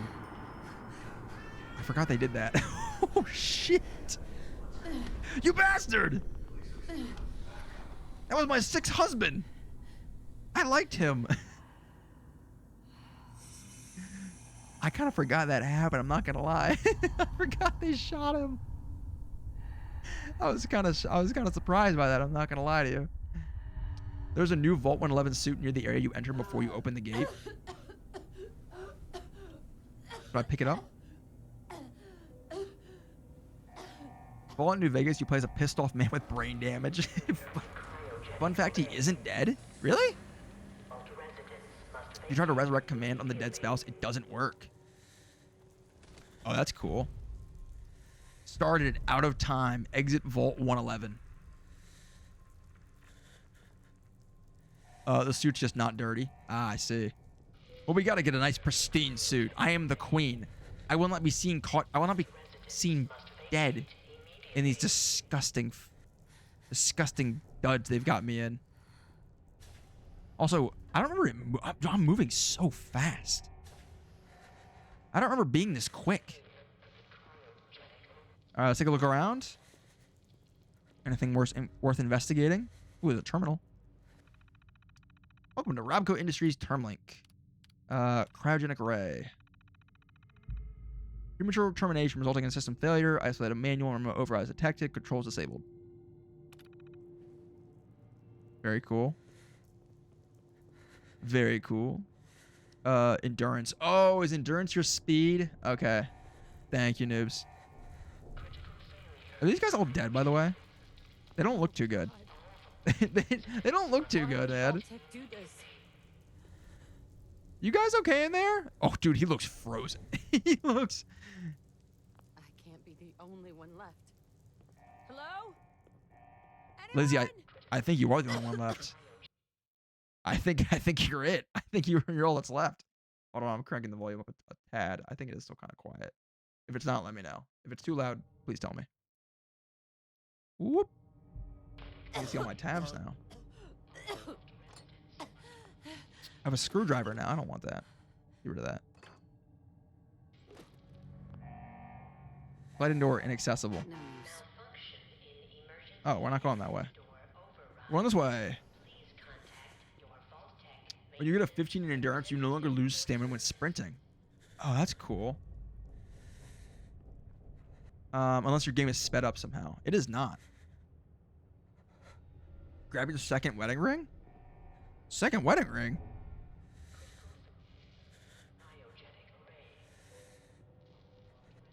I don't see no wedding ring. Open Nate's cryopod. Oh! Phenomenal call. We can sell that for caps. We can sell that for cash money. There has to be a release. Well, I see the release. Is there a terminal somewhere that I have to activate? Well, this looks like it'd be it. Cryogenic or pod occupant status. Lizzie Alexandra Windsor. That's me. Okay, it should be open now. Just kidding. Pull the lever, Kronk. Phenomenal reference. I think the sound is fine. Great. Glad to hear it. Press again. Pod door manual. Override engaged. Is there literally a lever that I just didn't see? Oh. Come on, come on, come on. Oh, God. That sure looks like a lever to me. Hey, hubby. Oh, you don't look so good. Who did this? And I'll get Sean back. For a 6 husband, you were good. You were good. Okay. I'll see you later, big guy. What? What do you mean, what? Everyone knows. We were on husband number 6. As a queen, you tend to go through husbands a lot. It's just the nature of things. Don't look at me. It's not my fault. I do what I can as queen. I do my duty. There's also no bullet hole or blood, so he didn't die technically. I guess you're right. But at the same time, he sure looked dead to me. That boy looked pretty dead. Ooh, stim pack. Pre-war money and flip lighter. I'll take the flip lighter for the materials. Don't really need the pre-war money. I guess I'm taking it because I clicked the wrong thing. It weighs nothing, so I might as well take it. Was that a giant cockroach? Oh, Elena, you were in for quite a surprise. If you've seen nothing of the Fallout games, then you're gonna enjoy this. Security logs. Let's read the last security log. The main door accessing the vault exit is malfunctioning. Now the only way out is through the Overseer's evacuation tunnel. How convenient for him. He is one of the science team watching the door into his office at all times from a little makeshift checkpoint. Got invited to a meeting tonight. Support staffers and security only. Sounds like I'm not the only one with an axe to grind. I don't think we need any of the other bits of this. It also said talk instead of search, probably because they needed that dialogue option. I noticed that too. It did say talk, which is interesting, but that boy sure did seem dead. Oh. I don't have a gun. When do I get that? Oh, we're going hands. Okay, Lizzie. Come on, girl. Oh, damn. One swing? I told y'all that Lizzie was built different. I told you she was a strong old gal. I told you she was like that. Oh, I love it. Play tape. Ooh. We got a little game. Red Menace. Oh, it's Mario and Donkey Kong. This is great. How high can you get? Oh, so high? Just you watch. Let me just real quick, guys. Oh wait, we gotta get the power armor. Oh, we get the armor. Oh wait, I can't climb in this. Oh, that was useless. Oh my god, I'm going crazy. Yeah! That was cool. Oh, it keeps going? Jesus.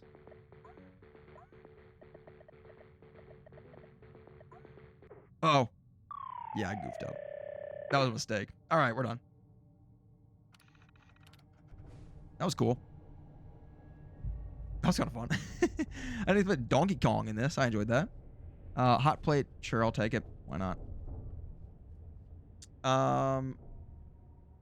Fun fact, companions will give their insight about your dead spouse. That's terrible.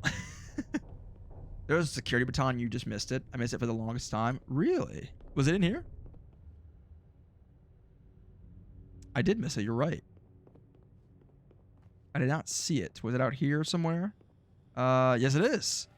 Fantastic call. Thank you, noobs. Appreciate you.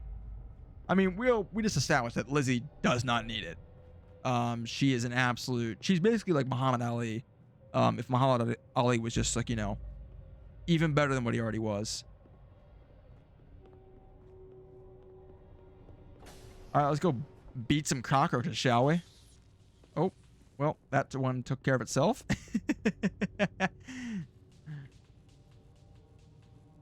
My favorite game inside Fallout is the D&D adventure game. It's a D&D game.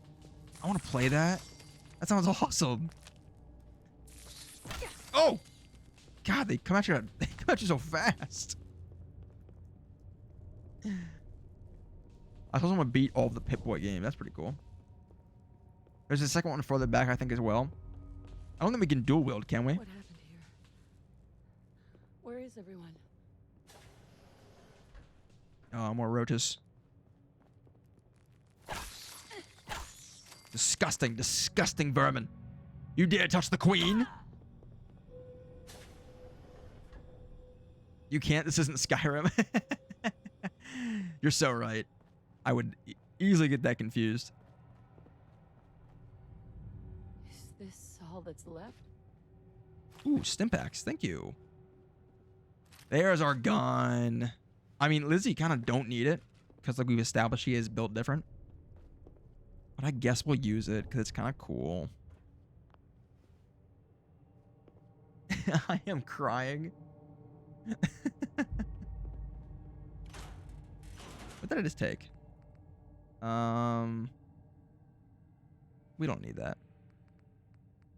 Dun, dun, dun, dun, dun. Okay, any other goodies? Bobby pin, right away. Awesome. Take a little shower, perhaps. Looks lovely. What's in here? Another pistol, we'll take it. Some more ammo. And then this. I remember this. The cryolator case. And if I remember correctly, I think you could cheese this. Oh, it's with dog meat. I remember there's a way you can cheese that and get that gun when you're not supposed to be able to get it this early, but I'm not gonna even try it now. I can't. I don't think I can do. I can't do it now, but you can always come back and mess with it later. I think the walking cane and Grognak's axe are required in this run. Yes! Oh my God, you're so right. We definitely need a walking cane. We definitely need a walking cane. That'd be so good. Have you seen the video of Lizzie holding an AR-15? I think if I remember, she was shooting it. Are you being dead? Are you being dead ass? Are you being serious? That's so sick if that's real. I don't believe you that it's real until I see the video myself, but I want that to be real so badly. Not anymore. They patched it. Oh, they patched it. You can't do the cheese anymore. Get the gun early. I remember doing that when I was like first playing the game. Open evacuation tunnel. The personal evacuation tunnel is now open. Remind all staff to be orderly and follow shutdown protocols before exiting and resealing Vault 111. Please maintain all staff records and research. Report your local. Yeah, whatever. Whatever, man. I'm leaving. Also, you said glasses. Oh, yes, you're right. We have glasses. Where's my inventory? I'm still learning the controls for mouse and keyboard on this. What is my inventory? Pip-Boy, it's tab. It is tab. And then I press tab and nothing happens. Well, this is great because now I'm slowed. I'm carrying too much stuff. So I gotta drop something. Oh, you don't have one yet. Sorry. That thought kind of occurred to me, but I didn't really think about it too hard. That makes sense. All right, I gotta drop something. I'm carrying too much stuff. Oh, wait, I'm not carrying too much. I'm at 14 out of 250. It's caps lock. Noobs, you are on your shit right now. True veteran of the game. Press Q to target enemies with VATS. So our VATS should not work well at all. Let's try it. Just because we have no perception. God, there's a lot of guys in here. Missed.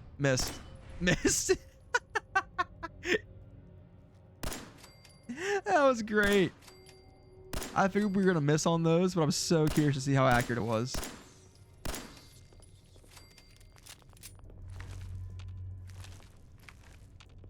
Get all their meat. Get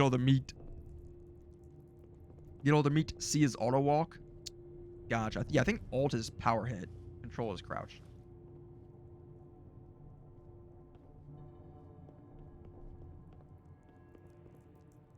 C is auto walk. You're right. Cool. Please tell me the bugs will not be a common theme in this game.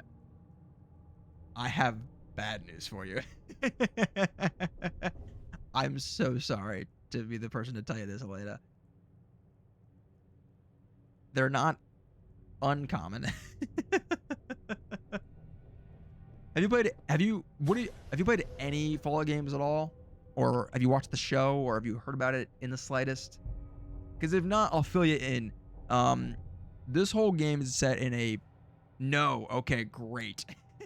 The whole premise of these games is they're set in a post-apocalyptic America where nuclear bombs were set off across the country, turning it into effectively a wasteland. So you can kind of take a wild guess what you're gonna find out there. It's not anything pretty.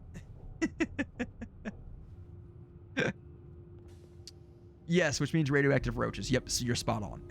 You're spot on. Is anyone alive? These are like one of the base enemies too. It gets worse. Now, when I say that it gets worse, it's not always bugs. There are some bug enemies. Majority of them are actually not bugs. There's like zombie type enemies, and there's like some big like zombie bears, and like there's a lot more animal type enemies, and also just people. People are also very much a thing. But yes, there are radioactive roaches and you know, like mosquitoes the size of your face. Yeah. It's a great time. Don't worry, you'll love it. Listen, don't reconsider it. You're gonna love it, I swear. Zombie bears, mosquitoes. Yeah. Zombie bears, mosquitoes. There's a fun little enemy called a death claw. Also, you guess what that must be with the name of Death Claw. Oh! You scared me. I thought you were dead. Are you trying to repel me? No, I'm not trying to repel you. I'm trying to warn you. Just trying to let you know what you're in for. We got our Pip-Boy. Let's go. You certainly don't need it anymore. And also, I'm your queen. Even if you were alive, you'd hand it to me readily. Okay, finally we can access our inventory. The good old Pip-Boy.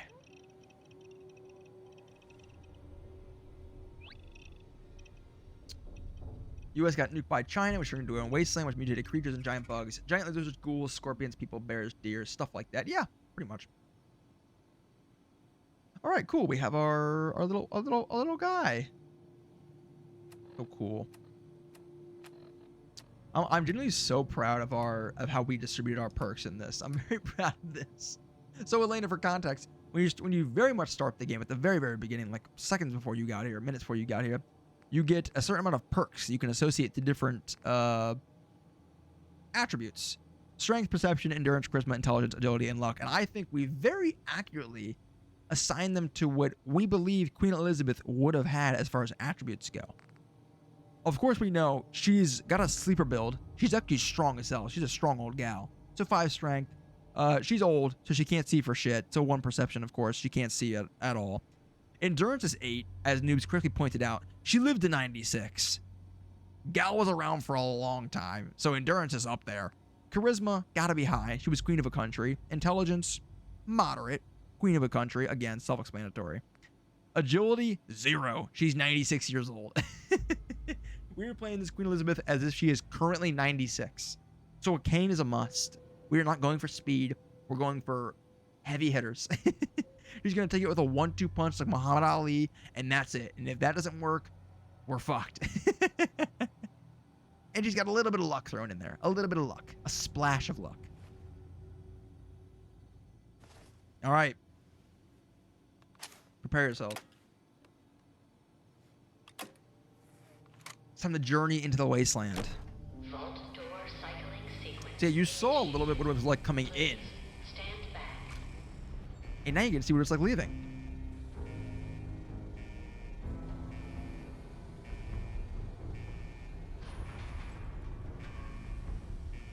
Yeah, I mean, it's pretty simple. It's an open world RPG. If you like that kind of stuff, you'll like it. It's fun. This is my first time playing it in like 6-7 years. I played when it first came out on like the Xbox One or 360, whatever it came out on. And we did a bunch of stuff earlier in stream today, and I was just trying to figure out how to fill time. So we were like, you know what? Let's play Fallout 4. Because next time we're playing Resident Evil 4, a different 4. Resident Evil 4 is what we're doing next time.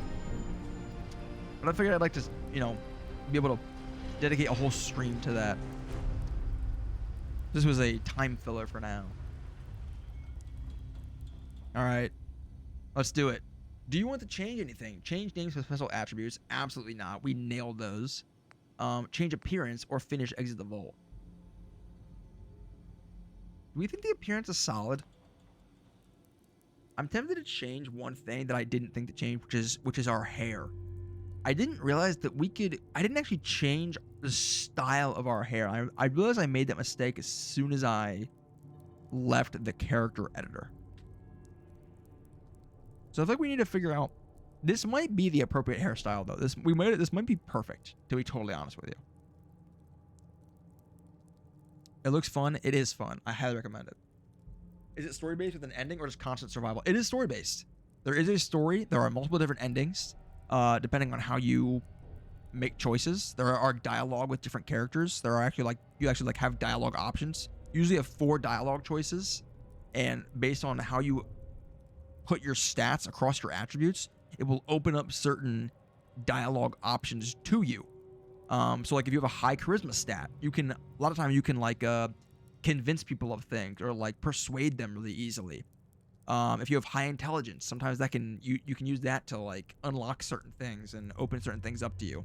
So it's cool. Your attributes play a huge role into how the game plays out for you, into what you can do. It's pretty neat. And yeah, the endings are all really cool. There's a bunch of different endings you can get. The story's pretty fun too. There's like a main storyline you can do, and there's also side quests, of course, like any good open world game. But the story's fun, I think. It's nothing groundbreaking, but I think it's fun. Oh god. Oh god. And there's different factions in the game, like Noobs just said. The Railroad, the Minutemen, Institute, Brotherhood of Steel. Different kinds of factions you can join into. There's all different kinds of fun stuff. She probably should have short hair. You're probably right. You're probably right. Well, okay.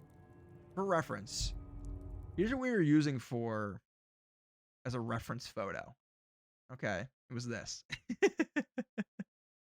I think you're right. She does have far shorter hair than what I previously had selected. So good call, actually. Good call. So we get to give her a little bit shorter hair. I think we nailed the old look though. This is as old as we can get her. I want to have her have more wrinkles in her skin, but I feel like we did as best of a job as we could. It is curly. Good looks. You're right. You're so right. It is it's short and it's curly. So like so far, frazzled isn't quite it. Sophisticate's closer. Not quite. Ooh. No. Not quite. Closer. No. No. No. Yeah, no. No, not quite. Obviously this isn't it, but this might be one of the closer options. Because I'm worried we're not going to get the one we want. You know what I mean? Yeah, elegant's just too long. You guys are right. She needs short hair than that. These are all of our options. This is the last one we got. So it's got to be short. It's not going to be spot on, but it needs to be close enough. Sultry gives her hairstyle when she was younger. Yeah, that might be the move. Might be the move. Summa cum laude. I think Sultry might be perfect. I think you're right. I saw the pictures on the Google search when she was younger. It looks very similar to this. And it does give a more like regal, queenly look, I think, you know? A very Lizzie type look. Because otherwise, This doesn't look right. Maybe this? No, that's got a bun. Yeah, I was thinking the same thing, Elena. The curled ends kind of give some queen energy. It does. Where was that? Which one was that? Which one was that? This one, right? Like, this gives, like, queen vibes. Like, I could see... Like, if someone pulled up looking with this, I would be like, okay, that's some royalty shit going on there. But I agree with you at the same time, Noobs, that the sultry one does look like her younger self. This is a tough one. So we're either picket fences or sultry. Or excuse me, so sultry. Very sultry. Not that one. This one. Damn, she got a big ass forehead. Oh, that's really funny. Oh, this is tough.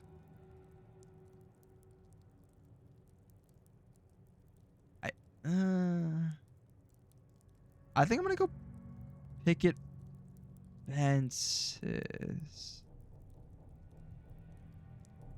Oh, I wish there was one that worked better. I want to get this. Just, I want to get it so accurate.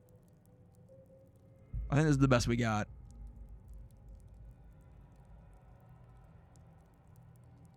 I think we go so sultry.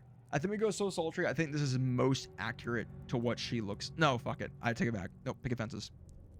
Yeah. I think picket fences is what it would look like if she grew her hair out a little bit more. So it makes sense. And you are right. We can change it later in Diamond City. Phenomenal call. So we're not married to this. Lucky we were to our sixth husband before he was shot in the chest. Whoa, too soon. Damn. No, she is. I think the nose is good. I think everything else is honestly good. I wish we could get her a little more wrinkles, though. I need more wrinkles. I need more wrinkle. I just don't have enough wrinkle, is the problem.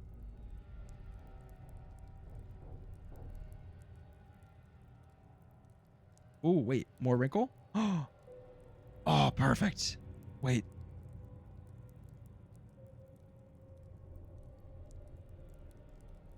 Oh, yes. More wrinkle. This is perfect. This is what we wanted.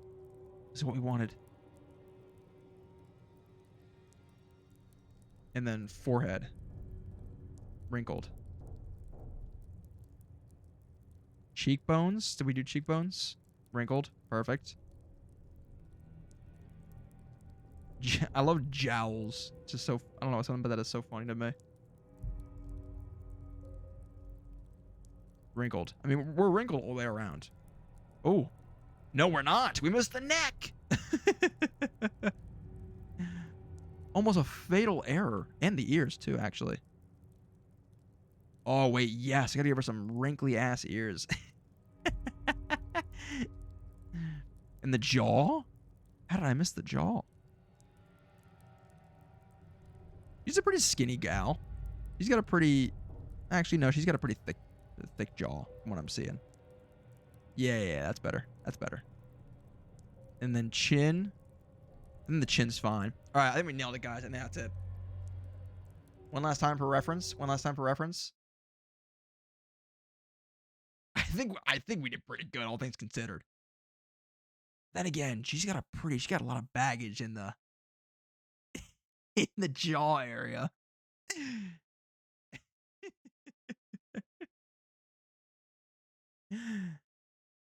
He needs to give exactly. That's what we're going for. We're going for geriatric. If you go straight down from Vault 111, you can spot Fort Hagen on your map. It is very funny. It kind of is just a straight shot. We can do that. Hold on. I think you're Elena, you nailed it. You nailed it. We're going for it. We're going for geriatric. And we're almost there. But I realized as we put, it's not geriatric enough. It needs to be she's got some baggage going on in there. We need some thickness. Yes. There it is. That's what we were missing. That is what we were missing.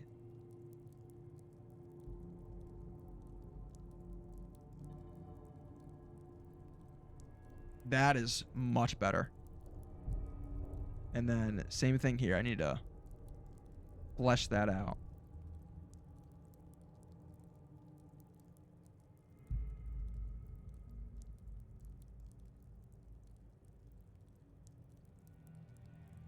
We'll keep it there. What about the neck? Oh, wait, that's perfect. That's what we were missing, was that. It's her neck. Oh my god, wait, this is so much better. Guys, hold on. We're actually kind of cooking here.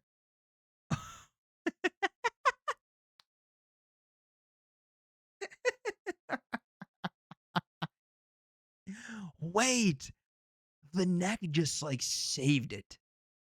I think the neck just like brought it all together.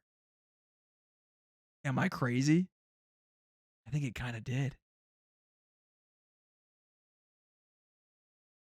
You shouldn't do it so Elena can see the game and get the story. Do whatever you mean. I don't mind. That's all good. I mean, to be totally honest, I'm probably gonna end as soon as we get out of the vault and like look around for like a few minutes, just because I only said I thought I was gonna play this for 30 minutes. It's already been like an hour and a half. I knew that was gonna happen too. I knew that was gonna happen, but it's all good. We'll definitely pick this up again in the future. Because this is now I'm attached to this character. I am invested. I'm invested in Lizzie's story. Okay, the neck brought it together so much. I have one more thing we need to fix though. There's one more thing we need to fix. And that's the eyes. The eyes have like this darkness to them that is not quite right. They need to be better. Like the eyes themselves are good. The strained eyes make sense.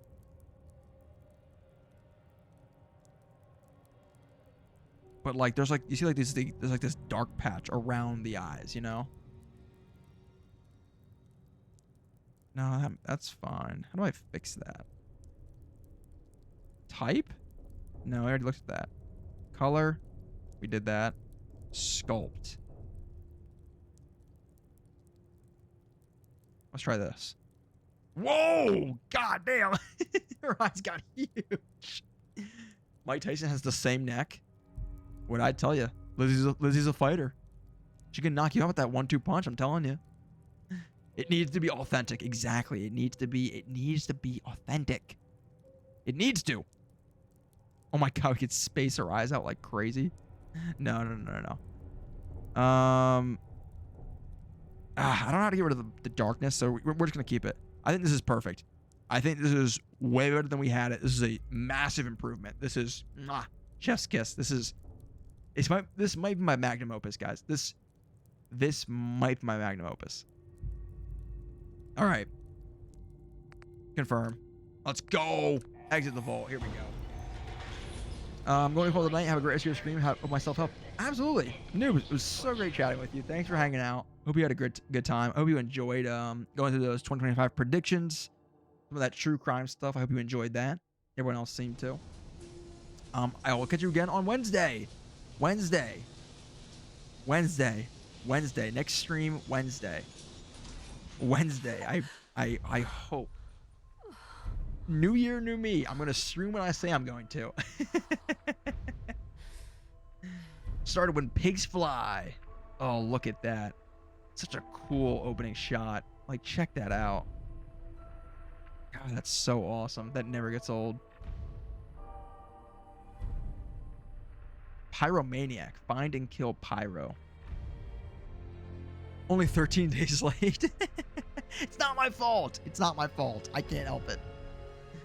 Jesus, you really get bombarded with quests here at the start, don't you? Good lord. To be fair, you were in the hospital. I won't blame you. Yeah, see, thank you. Yeah, see, it's not all me. God, another quest? Jesus Christ. Best of 3. Yeah, see? Hey, new year, new me. This is the year of the Thomas Reed channel. We're gonna have some banger streams. I'm gonna stream when I say I'm gonna stream, according to schedule. So you know, we're gonna fucking actually stream. Are you okay? Yes. I guess that might have been a jump scare in chat, Elena, but no, I'm totally good. No worries.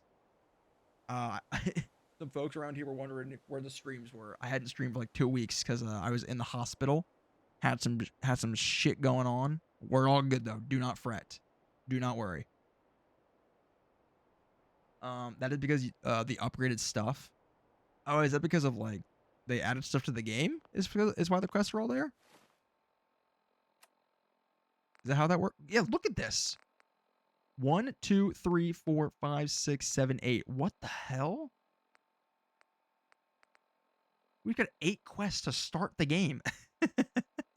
That's insane. The hell? Little much, but okay. All right. I do kind of need to end. Yeah, I'm gonna end here. Elena, I'd love to show you more. I'd love to just play more, period. Not even just for you. I'd love to keep going. But I'm way over time. I think this is a like perfect stopping point, honestly. Like we get this beautiful scenic overlook of the wasteland that is the former great US of A. And whenever we pick this back up next, this will be perfect. We can start from here and just go. So I'm gonna call it here. I would love to keep going, but I do have work tomorrow, sadly. I wish it wasn't so. I wish it wasn't so. But yeah. I'm gonna call it a day here. Elena, it was great to see you in chat. I hope you're doing well. I haven't caught many of your streams recently. I can't lie. I've got to be honest. I haven't seen much of what you're doing. I apologize, but I hope it's going well in your neck of the woods. I hope you're having fun. I hope you're finding great success. Great success. I did see you playing Among Us a little bit the other night. I know you got your TikTok streams, your TikTok lives, which you're losing, unfortunately. I'm very sorry to hear that for you. Um, so I hopefully some of those awesome folks come over and join you on Twitch, because you deserve it, and hopefully you get some of them pop on over to you. Or hopefully Twitch just gets unbanned. Maybe that would be best case scenario, I guess. Or not Twitch, excuse me, TikTok. You're channeling your inner Frenchman. Yeah, with the mustache too, the mustache and this, then everything. It's all adding up. Staying up late. We're on French time now. But yeah, I hope you're doing good. It's great to see you in chat. I hope you're doing well. Hopefully I'll catch you soon. Maybe in your stream, in your neck of the woods. I'll try and drop by. Check out whatever you're into nowadays. But yeah, that's gonna be it for me. I'm gonna get the heck out of here. It's great chatting with you. And anybody else who might be lurking or whatnot. Love y'all. Appreciate it. Hope you guys enjoyed the stream. That was a lot of fun. And we'll be back Wednesday. I'm not gonna promise anything because I learned not to do that, but I should be back Wednesday. Normal schedule. We're gonna get things going. 2025. New year, new streamer. New year, new streamer. He's gonna stick to his schedule and never show up. We'll see how it goes. All right. Until then, have a great night to you too, Elena. Thank you so much. Take care. See you Wednesday. Almost definitely. Almost definitely. We're sticking to it. It's a new year. All right. Take care. Peace out. See ya. Be safe. Bye-bye.